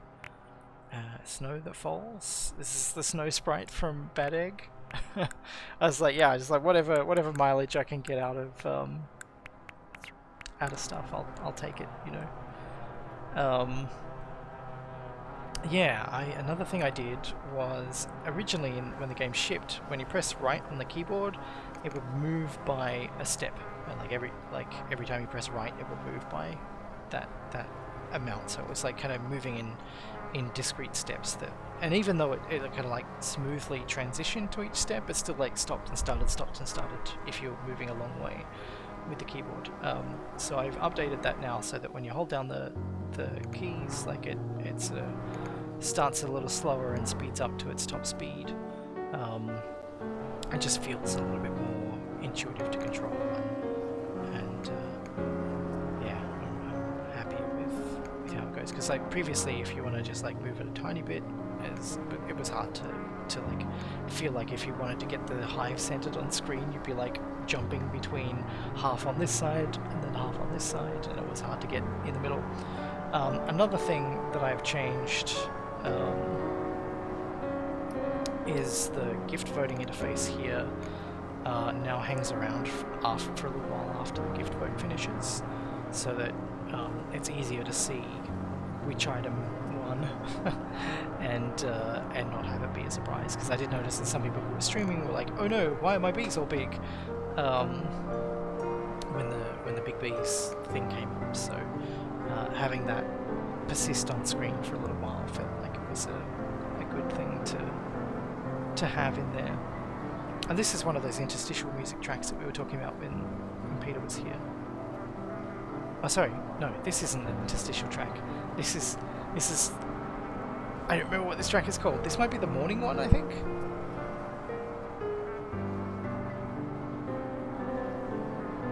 A lot of these tracks, if Peter was thinking about time, a lot of them have some of these rhythmic elements to them that it's just a do do do do do do do do do do going through it all the time, which is it kind of suggests a ticking clock to me, I guess.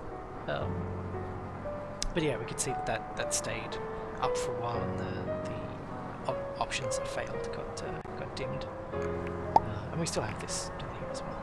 And I made it so that if you click on the chat integration thing here, it'll take you to the the settings page for community settings, so that makes that a little bit easier to navigate if you want to view and change that stuff. Yeah. What else? Yeah, let's make some cells, and we'll also give ourselves some free resources. Why not? And buy the throne upgrade. Oh, I need more wax storage. We got research some wax storage. Research wax storage, please. Oh, what's the I don't remember what the shortcut for finishing research is. I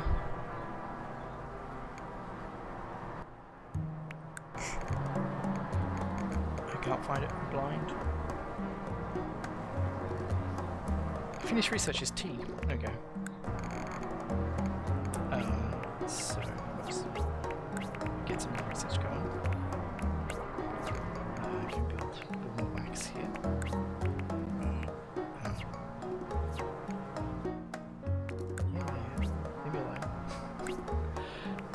Wax storage we want, right? I know what I'm doing. And I wanted to build the upgraded throne and the upgraded workshop. There we go, alright, cool.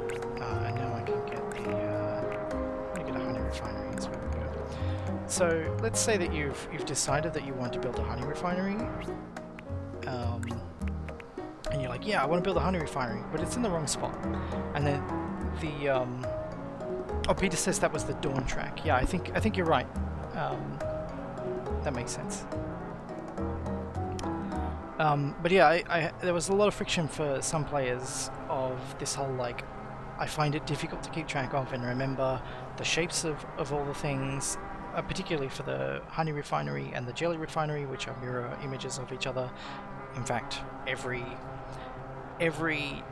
cell type has a horizontally symmetrical offset or a vertically symmetrical offset, except for the upgraded map room. But yeah, so the thing was, like, you're here, but then you have to click off and then click on and then pick another thing. But I updated in this build to make it so that you can mouse over here to change where the center tile is. Which, I mean, I haven't gotten any feedback on it, but I know that there are a lot of players who wish that they had the ability to move stuff around after bringing up the build menu, so hopefully someone out there appreciates that.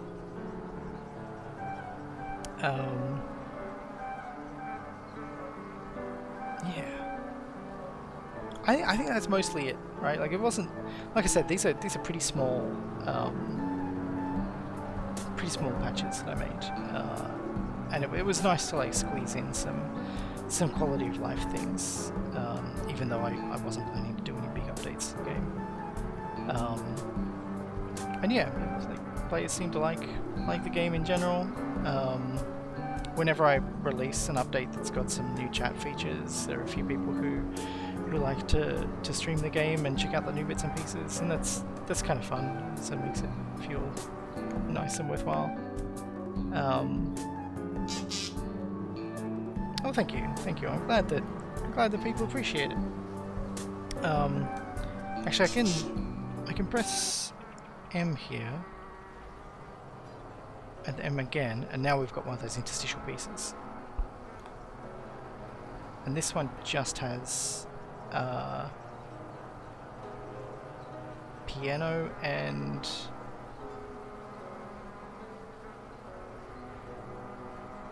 I don't know what it is. Is that like a mandolin or banjo or something? It's very quiet in the background, the way that I've got things set up here. If I zoom out.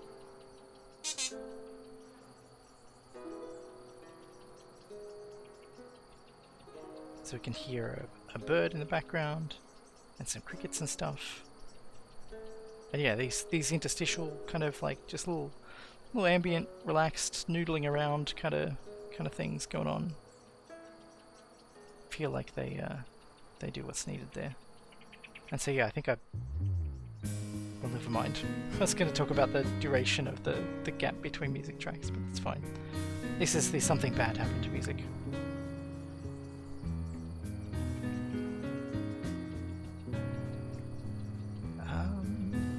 Yeah, in 2022 the game passed 60,000 downloads. At the time of recording it's over 70,000 downloads.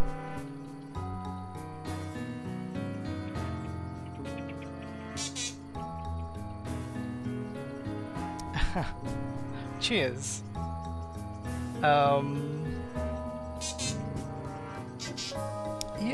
Yeah, and at the time of recording, actually no, at the end of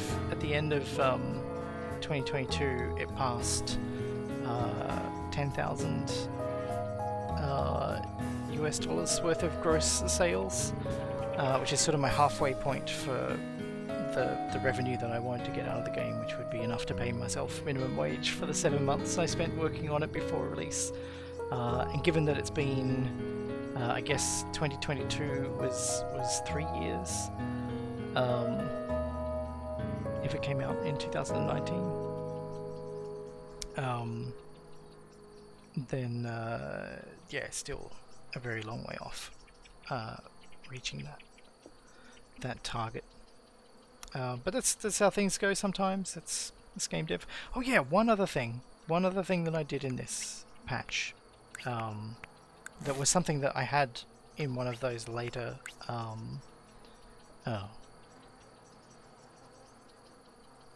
I pressed one of the cheat keys that revealed the entire foraging map. But the way it's set up now is. So previously you could just you could click here and you could select this foraging zone and get bees out harvesting this bloom for you straight away. But now you need to have a connection back to the hive. So suddenly the number of available foraging allocations that you've got is like a resource that matters. Previously I'd be like, oh, I've got 6 here, so I can just select 6 flowers and that's all it needs doing. Is now now there's something a little extra about how you choose to spend them. And the same with exploration. I've pressed the debug key that doesn't let me show you that, but when all of these are unexplored, you can only explore one that's adjacent to a selected zone that has a connection coming back to the hive in the middle. So yeah, just makes it all feel a little bit more technical to navigate, I think, which is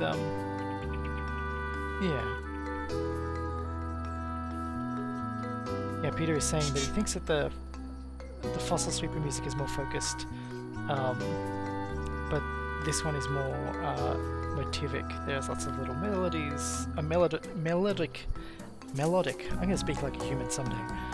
Melodic and rhythmic motifs that he reuses across a lot of tracks here. No, it's true. It's true. Especially for these background do we call them background tracks? I think we call them background tracks. But yeah, when I was thinking about events, I was thinking about this like a waltz, and there's the Beatles song, and there's that rave music that we were talking about, and also the Yam Party music. And those are, yeah, I think there's common instruments across almost all of them. Oh, this one's the morning track. Yeah, this one's what we've woken up now.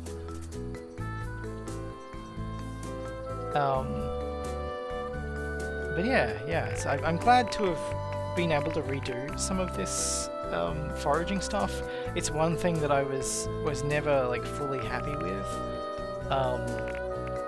And being able to sort of rework it in a way that just makes it feel like it has slightly more depth, puts it in a space that feels more similar to the level of depth that the other management systems have. You can still choose to not really engage with it at all. You can get enough resources to do the things you need to do without ever touching the without ever touching the foraging screen. Same with the population screen, right? You get it to get it to an ideal point, and you can set and forget it. But yeah, always felt like the foraging screen was lacking. And there are things, if I was going to be working on the game to round out those last major content updates that I had planned, I would probably further expand on the foraging stuff, I think. But yeah, I at this stage I'm not anticipating getting to that. I have done, and I think I did it while I was working on this, a bit of like preliminary background work in case I do get to come back and work on some of this stuff. To work on some features that would allow you to... So the idea is that every successive hive that you make in this game exists in the same local region, and I want to make it so that after a couple of hives you start finding like ruins of of old hives hanging around, and so the idea is like, you know, you build up here and it's like, oh, there's a honey refinery already here, or there's a workshop or something, like or a little cache that you can find that's got some research in it or whatever, or resources or what have you. And I wanted to do a similar kind of thing for the foraging zones here, where you could branch out and find some stuff that would trigger an event or give you some resources or unlock some research or something. And that'll yeah, it's not surfaced in any way, but while reworking the foraging screen here, I did a little bit of background, just general systems design stuff, making that easier for me to come back to if I ever get the opportunity to do so. And thanks for the kind comments in chat there, Josh. If you end up playing Hive Time again, I hope you find more to enjoy in it. The game's birthday is in 4 days, and while I haven't started on it yet, I am hoping to do another tiny patch to celebrate. But that'll be something that I'll talk about closer to the date, I suppose. But yeah, really happy to have been able to give the foraging screen some love. It really does feel more meaningful to require these connections now. Like previously, it was, if you had the bees to spend on exploring zones, you would just go and explore the zones, right? Like without any concern or consideration for how you were managing your zone allocations.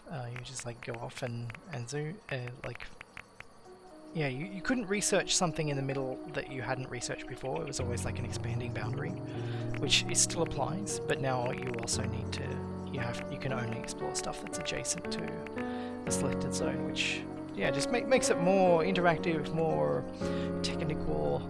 It's still like, it's still not super deep. Like, it's not something that you're gonna enjoy spending hours learning and mastering, but it is just, yeah, deeper in a way that feels more in line with the rest of the game. But yeah, that's about it for Hive Time stuff. I don't think I really have anything else to mention here, looking at my notes.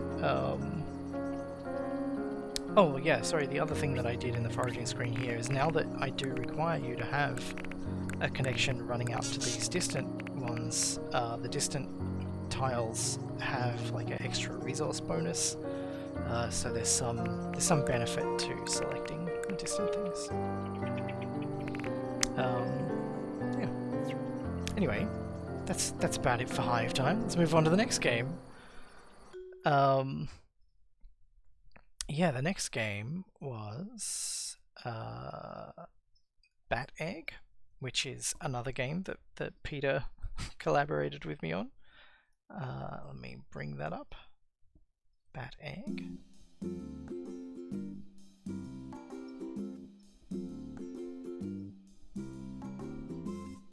Okay. And so for Bat Egg, I did some updates to the tutorial. So, disclaimer up front, Bat Egg was very much a flop. It's weird. I thought that the amount of, even if Hive Time hasn't garnered me any like financial success, I felt like the number of downloads it's had gives me some visibility, and that if I did something else that was kind of cute and fun, even if it wasn't necessarily in the same space as Hive Time, that it would at least catch some people's attention. And since a lot of what Bad Egg is addresses some friction points that caused people to bounce off Hive Time, like it has a set length. Like, there were some people who didn't like that Hive Time is a game that doesn't have an end. It's very directed in the experience that you get. And then there were a couple other bits and pieces that kind of addressed some of that kind of feedback that I got. And so yeah, I was expecting Bad Egg to, as a free game. Oh, that's the other thing. It's like Hive Time has this pay what you want thing, which is confusing for some people, and that whole like, I don't want to take the time to understand what that means, has put some people off. And I was like, okay, well, if Bad Egg is explicitly free, then that erases that friction point. And yeah, I expected Bad Egg to do a bit better, but since it, like, I don't know, let me have another look here. At the time of recording, Bad Egg has had 791 downloads. I think at the end of 2022, it was like 400 downloads, maybe. Which, by comparison, like, yeah, is nothing. It's had 4 ratings on itch, whereas compared to Hive Time's many hundreds. And yeah, so like, nobody downloads Bad Egg. The majority of those 400 downloads were, yeah. So I have pre-release build stats here, and what is that? 380. Yeah, 390 downloads were from pre-release builds, people testing builds for me. And then yeah, now it's like 791. So it's still like barely more than half of the people who have played the game played it after it came out. But yeah, anyway, because of that, it didn't make sense to like spend a lot of time on Bad Egg. Like, I've got ideas for like a sort of expansion that I would like to do, that adds like another campaign story mode thing. But yeah, it's because it is not very popular, I have to prioritize it behind other stuff, which kind of makes sense. But I do love the soundtrack here. And Peter mentions that he bought a recorder with the idea that playing it amateurishly would give some of the kinds of sounds he wanted to have in the soundtrack, but it turned out that it was so amateurish that it was it was easier to use samples in the end, and introduce some tuning imperfections to simulate amateurish playing. Something we didn't mention, or something I didn't mention during Hive Time, while we're looking at Hive Time, is that I believe Peter bought some kazoos to go with Hive Time's work on Hive Time as well, as did I. I have 2 kazoos, both of which you can hear in some of the game's trailers. You can hear Peter's lovely kazoo work in the B version of Being Together, and also the informational update trailer in the Hive News Network fanfare, which is very nice. I like that the informational update trailer has all 3 of us doing kazoos in it. It's very nice. But yeah, Bad Egg had like a slightly different collaborative element to it when it came to the music. I had written this melody for the title music, with the intention of doing the rest of the music myself. I'd also like done sketches of a couple of other bits and pieces, like the level complete sound, I think, level complete music, and the game over music, I think, as well. I think I'd done 3. I don't know, I don't remember. But yeah, I passed that stuff on to Peter, and Peter was able to make it good. But yeah, so for this patch, I wanted to do some tweaks to the tutorial, because I know that, again, I know that a lot of people didn't get what Bad Egg was meant to be, and I think the tutorial not guiding players towards playing the game in an enjoyable way contributed to that. So superficially, this looks like a Flappy Bird clone. I don't play Flappy Bird, so I can't really speak to what it's like, but my understanding from talking to other players who haven't had a good experience with the game is that they feel like they're like flapping uncontrollably around, and that everything's happening very fast, and there's not, yeah, it's just like chaotic, and you die a lot, and that seems to be what Flappy Bird is about, but that's less what Bad Egg is about. So I wanted to emphasize things differently in the tutorial. I now bold things that are important and relevant, and I also had this little silhouette. So add a little replay system, recorded myself doing the things, and so I'm able to demonstrate those with the little tutorial thing.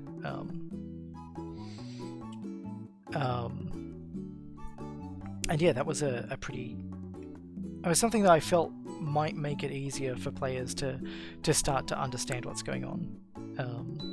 So if it's like showing how the gliding works. So like the whole thing about Bad Egg is that you don't flap around chaotically, you glide instead, and that's all very controlled, and you're in control of how quickly or slowly you move and approach things, as opposed to Flappy Bird, which I think moves at a set speed.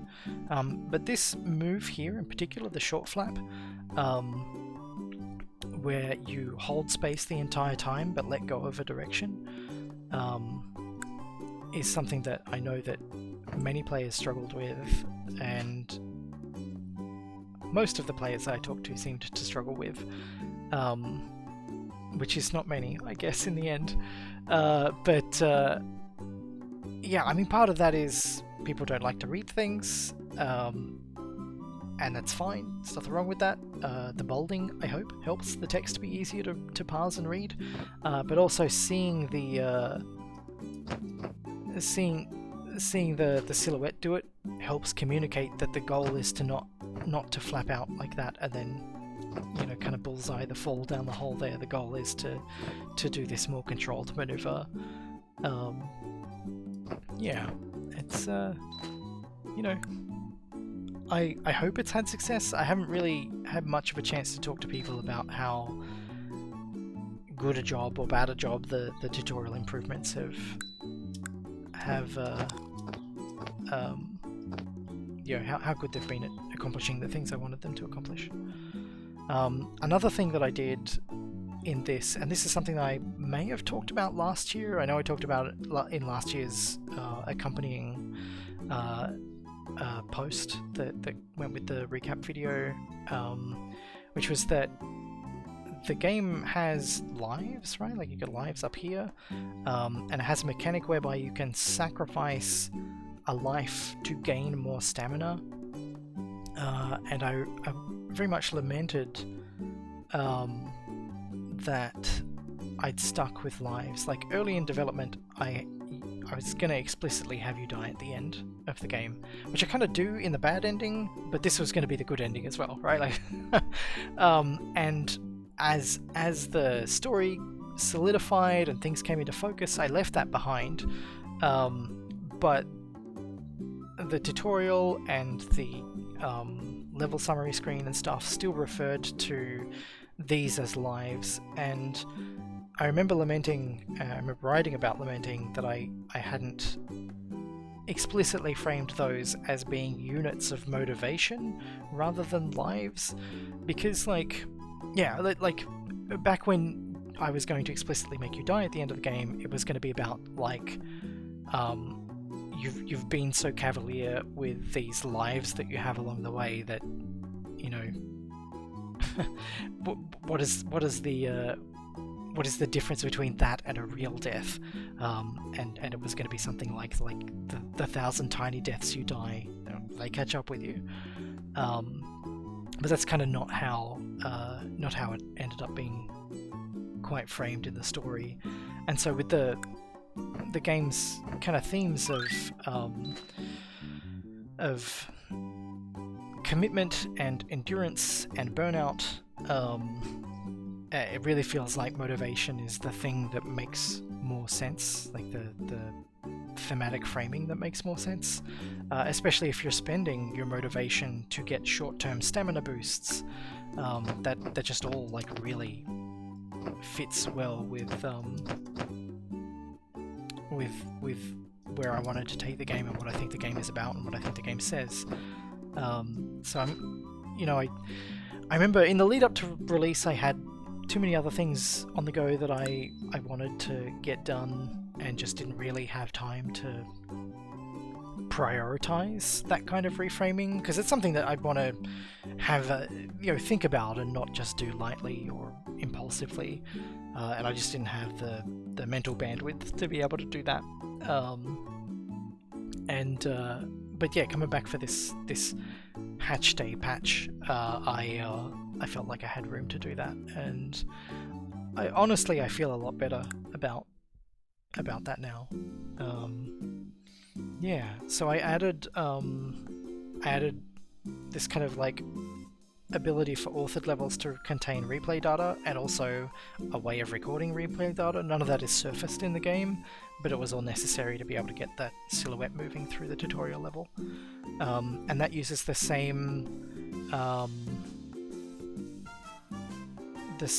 playback stuff that the hatchlings use when they follow you around. So it's the same kind of thing, except it's being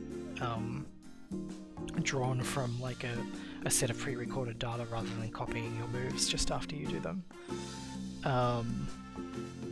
Yeah, I also added, if we make a new game, we'll play on hard, and we'll play as the cheese egg. Why not?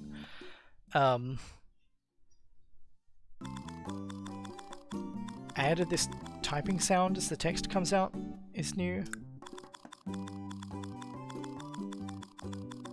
This makes this feel a bit more, I don't know, a bit more alive, I guess. It's meant to sound like some kind of eggshell sound. Originally I went for something that explicitly sounded like typing, but didn't feel right. I tried a few different sounds, and then eventually this little sort of sound that could sound like eggshell pieces rubbing together or something felt like it made the most amount of sense.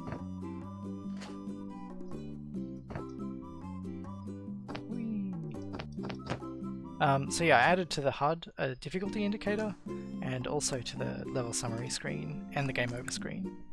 It felt like that helped contextualize things in a really important way. It also meant that if people were... I like the clap tracks, I like what they add to the music.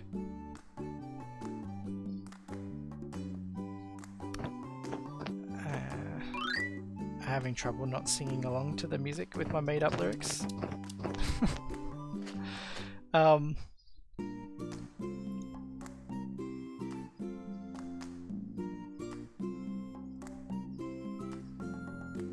What else did I do? Yeah, there's some I also love the way that the music escalates across the zone. Like this is another like example of the kind of layered stuff that we were talking about with the Fossil Sweeper Museum, except in this case we just like add another layer on every time you get further in the zone. So it's like constantly escalating, constantly growing into something bigger. Ooh. Little token here, very nice. Hey. Yeah, the last thing that I did for this patch was to change how the just the pacing of the finale. I don't know if I'm gonna. I don't think I'm gonna play through the whole game. But yeah, I changed the pacing of the final level where the ending happens, just to make things feel a little bit more less abrupt, I guess, and make it easier to see what's going on. No, distance traveled is like the actual flaps that you do and how far your egg moves. So if you bounce back and forth on the spot, that will add to your distance traveled. And if you glide directly to something versus flapping up and over, you know, the arc will have more distance on it.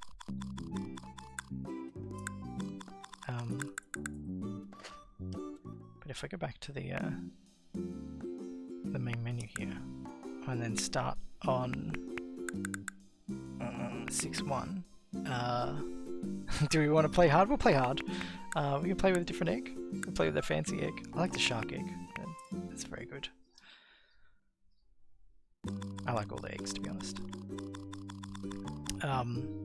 So yeah, I guess spoilers for anybody who hasn't played Bad Egg, but the idea is that you're looking for your family and you're following a trail of nests that you hope will lead to them, and by Zone 6 you have gone a very long distance and started to question whether or not, like, you're feeling more and more desperate, I guess is where it's at. It's like you're approaching that kind of exhaustion, that kind of burnout type thing. And playing on hard means I have like no room for mistakes. And yeah, this final zone is meant to feel more lonely and isolated and less full of the exuberance and energy that the earlier zones had.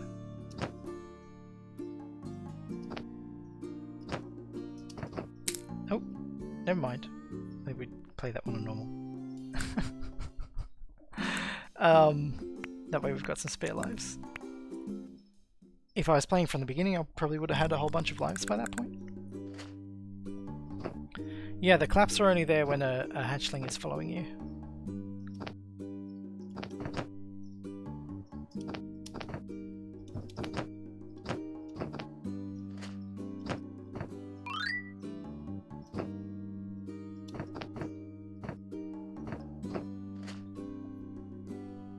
I should have kept the extra life, because like part of the pacing tweak is down to how your spare lives at the end are handled.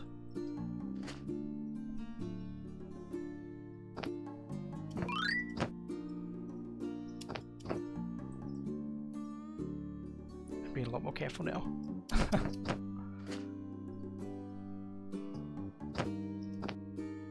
Oh no, there's a mistake. I think this is a very tight squeeze there. Good. We know what we're doing.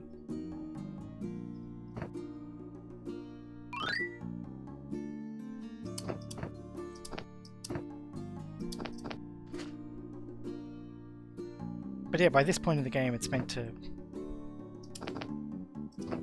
My hope is that it feels harrowing to have gone through this journey.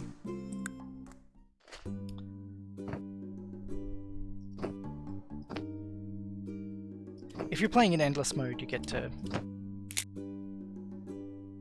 I saw that coming. I know, I died.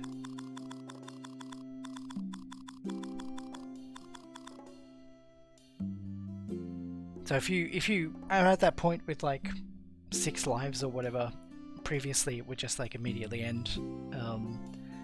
But now it like slowly takes them away one by one, so that you can have a moment to realize that they're sort of you've collapsed and you're exhausted.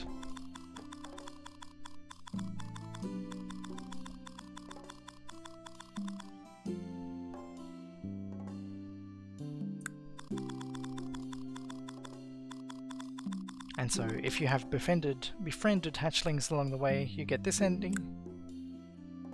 And if not, then you don't. And in this ending,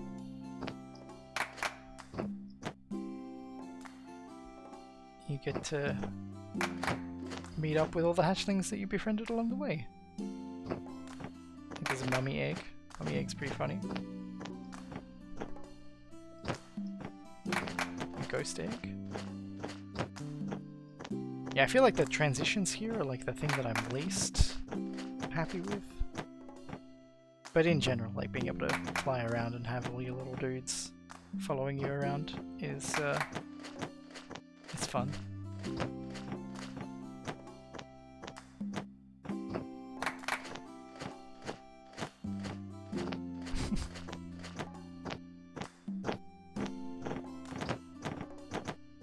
Give me a little dragon egg.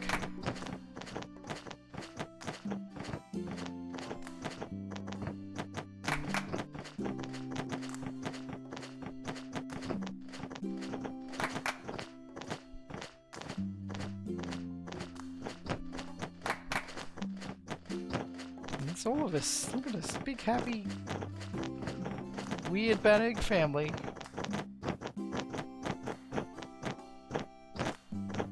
All the way home.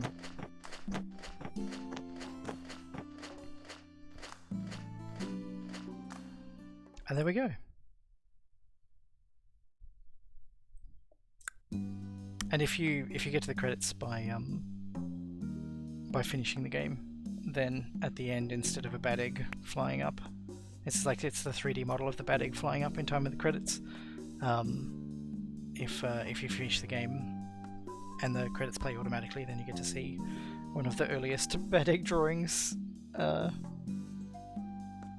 I did, which is like, terrible. It's absolutely bad, but it's kind of cute to have there, right? But yeah, anyway, that's the 2022 work that I did on Bad Egg. I did another small patch this year to celebrate the game's hatch day, and yeah, I'll talk about that in a month or two, I guess. Yeah, that's about it. I'm really glad to have been able to come back and make those tutorial tweaks. I think that they're pretty important. I like that the pages and the cutscenes now feel a little bit more alive with the typing sound. Yeah, feeling content with the with what those things add.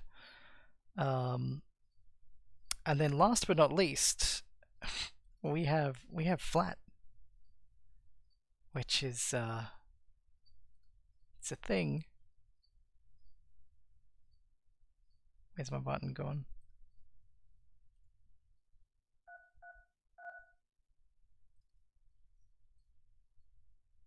There it is. Nope, that's the wrong button. Let's try that one. Hey, there we go. Alright, here it is. Here's Flat. Alright, so Flat is a first-person ice skating combat game that I made for the very first 7D FPS Game Jam way back in 2012. I made it with Steel Raven 7, who is the developer behind Ravenfield. If you've heard of or played that on Steam, you can check it out. It's pretty cool. And also Johannes Peters, I think. Like, is his last name Peter or Peters? I'm pretty sure it's Peters. Who has been working on Kerbal Space Program 2 recently. We also had Anton Riel contributing the soundtrack, who also worked on things like Overgrowth and Receiver, and has done a whole lot of other work as well. But yeah, so for Flat turned 10 in 2012, I completely misremembered when the jam started, so I completely missed the actual anniversary. But before the end of the year, I was able to get this patch out, and it has a few things that I'm pretty happy to have added. So one of the first things is that the main menu in 2021, I added this new GUI system, and for 2022's patch, I added sound effects. The menus, and they have this kind of, well, I think they have this kind of cool sci-fi feel to them. I was trying to get something that evoked some of the button sounds from the original StarCraft, like in the mission briefings and stuff, have this kind of feel to them. Yeah, it's yeah, I like how it's coming out. I added a full screen setting, which is new, and a bunch of new volume settings. So previously there was only global and music, and now I separated out effects volume and UI volume, so that those are separate things that can be adjusted or tweaked. The really big change, I guess, is this new game screen, which adds a bunch of gameplay modes that weren't present in the game. Like previously there was only normal. And I remember when we first shipped this, Steel Raven's goal was to make a short game that you have to play through several times in order to build up the skill needed to get to the end, and it should feel satisfying in doing so. So we focused like really heavily on pacing it as a very short game. But at the time during the jam, like when a jam finishes, it's like 100 games that everyone wants to play, and they don't have time to play through one, 3, 4, 5, 6 times, however long it takes to get to the end. They just like play until they die, and then they're going to move on to the next thing because there's so many other things that they are committed to giving attention to. So we actually made a bunch of nerfs for the difficulty. Like we made things a bit easier after the jam ended, which I think was the right call. But I also, in the years since, have come to appreciate that it's still almost inaccessible for some players, and I wanted to add an easy mode that just made it more approachable, right? More forgiving, less enemies, less enemy health, just like make it easy to breeze through the game and experience the type of stuff it offers, even if you're not up for the challenge of playing at normal difficulty. Or if you play at normal difficulty and you're like, wow, this is too hard for me, there's somewhere you can go. And so easy mode gives you more health kits from supply capsules. It reduces enemy health. There are fewer enemies, and by extension the boss dragon tail is shorter because it's like offset by the number of enemy per spawns thing. Like this is derived from the same value. And also the boss projectile speed is lessened. And then for the challenging mode, I made it so that not every supply crate has a weapon. I'm gonna give a look at what these are like, but I just want to go through my notes while I've got them here. There are fewer health kits. There are less frequent weapons, so not every crate has a weapon in it, which means that you're potentially playing the game for longer to find the bits that you need before you can take on the dragon. And then the dragon itself is harder, a little bit harder as well. While I was working on this patch, I was considering adding a second dragon, but because of the way that the end game conditions are calculated, like it's not set up to have more than one boss. It's just like if the boss is dead, then the game is over. So that's something to think about later if I get there. But yeah, so in addition to all that, I also tweaked some of normal to make it a little bit harder and more in line with what the original jam experience was. So we might just play the easy mode to start with. So this is flat. You have camera control for one axis, and I have some. Bear with me a second. I have some garbage in my my mouse apparently.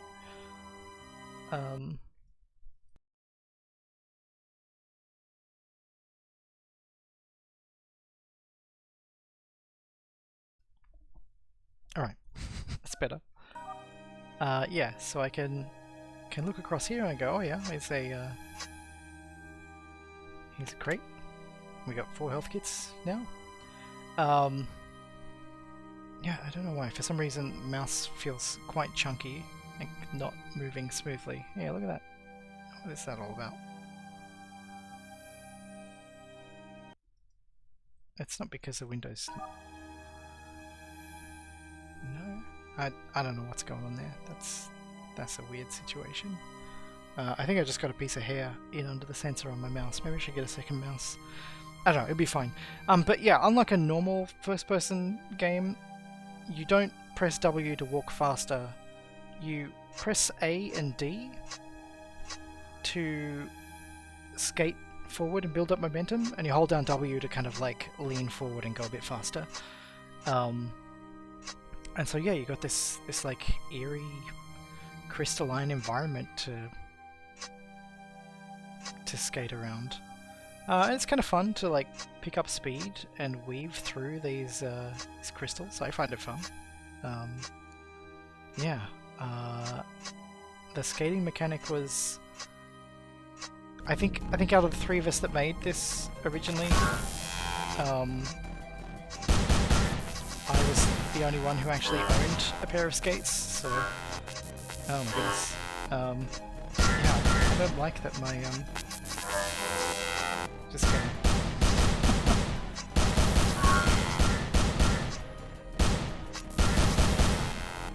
You can also jump a little bit.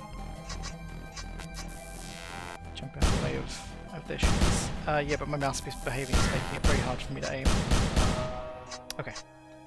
Now let's go and pick up the other thing that's got, like, it's a lot easier to a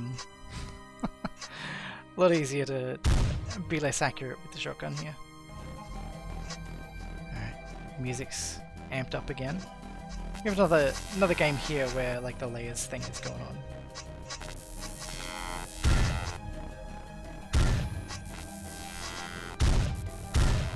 The weapons have kickback as well, so the shotgun here can give you, like, plenty of plenty of backwards momentum if you're skating backwards in a circle to take on enemies. Some more mans here. Oh, another thing spawned. Let's go and get that crate. Leave me alone.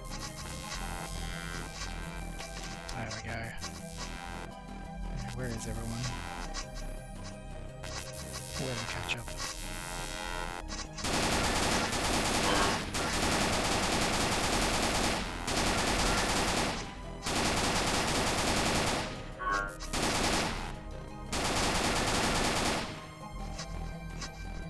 Oh, some more guys come.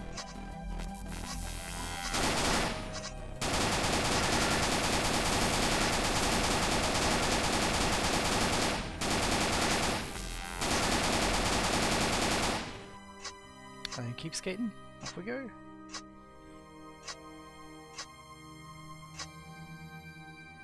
But yeah, not bad for a little game made in 7 days. Oh my goodness, please. I don't care about these guys. I don't want another supply crate. Give me the boss. I got everything I need. Ow. Ow.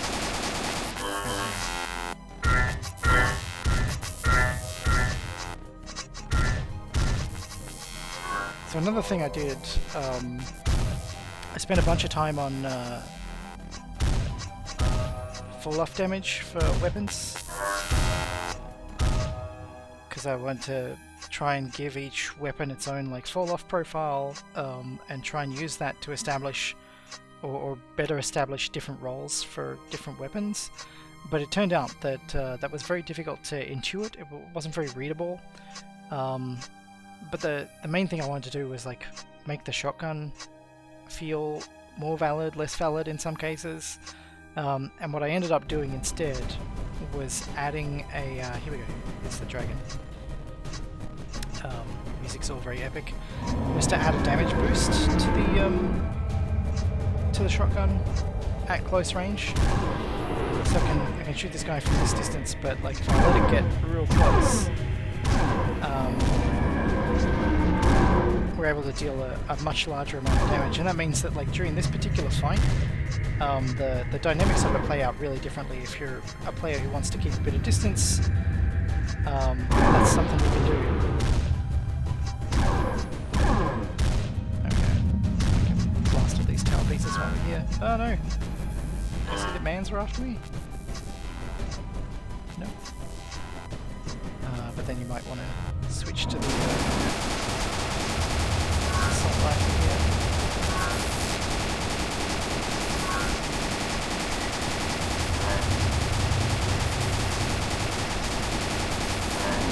Oops, jumped in the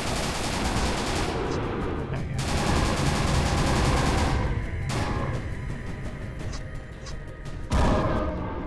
Hooray! We did the thing! Amazing! Yeah. So that's the thing. I also added a free skate mode where there are no... Oh, I should turn off hints during... Alright, let me make note of that.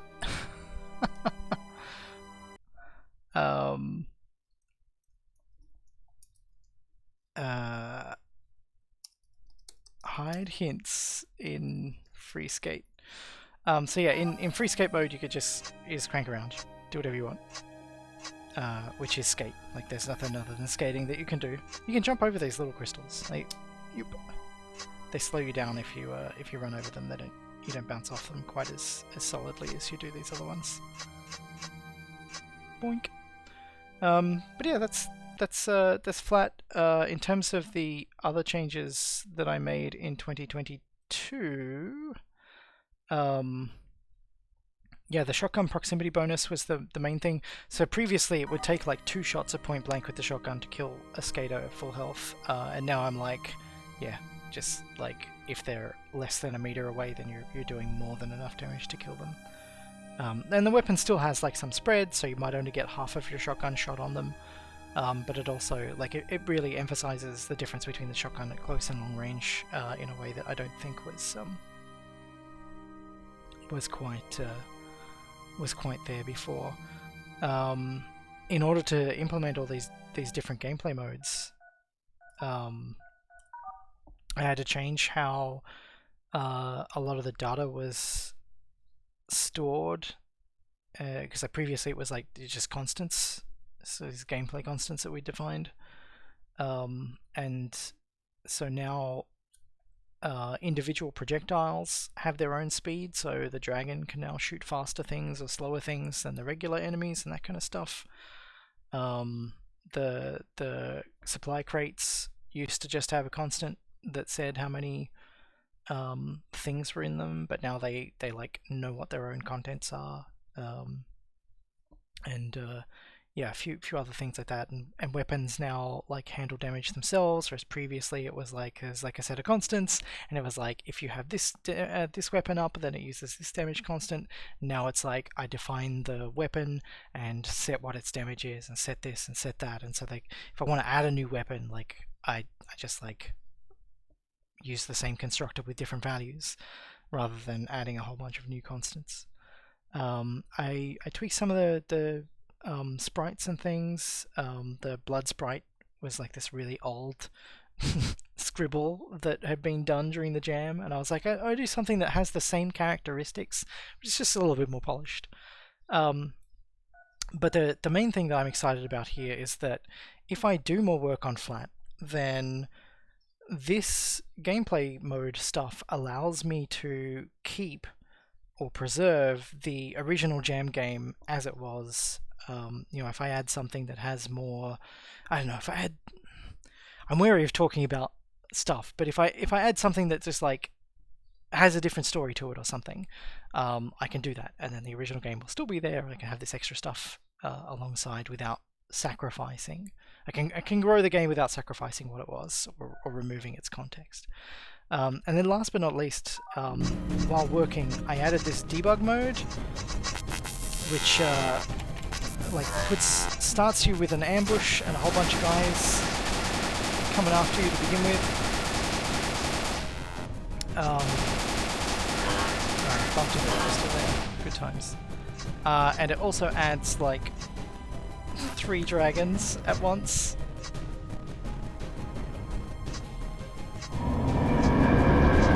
They will find me. Yeah, here they come. Yeah, so as I said, I had experimented with adding multiple dragons. But it's not something that I wanted to continue with.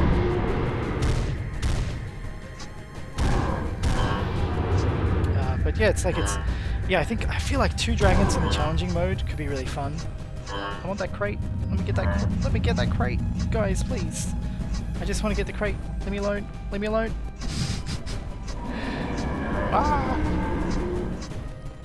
But yeah, all of this is really cool. I love everything that's happening here. It's great. But yeah, the debug mode stuff is only available when. Alright, hang on. I recognise that that's quite loud. The debug mode stuff is only available when you've done a debug build. So if you want to play with that, then you will have to compile it yourself. But yeah, that's about it. That's pretty much everything that I had to talk about today. Thank you again to Peter for joining me. Thank you to everybody who's hanging out in chat and saying kind words about games that I made. I am a little bit sad that I didn't get to work on more projects. I had at least one small project that I was hoping to get out before the end of 2022, which at the end of 2023, as I record this, I still have not gotten out. So I guess I'll be talking about that in 2024. Good times. But yeah, thanks for hanging out. It's been fun. Sorry again to anybody who's been holding out, waiting for this stream for a while. It is about 11 months later than I normally like to do these things, so alas, it is what it is. But it's good to finally be able to wrap that up.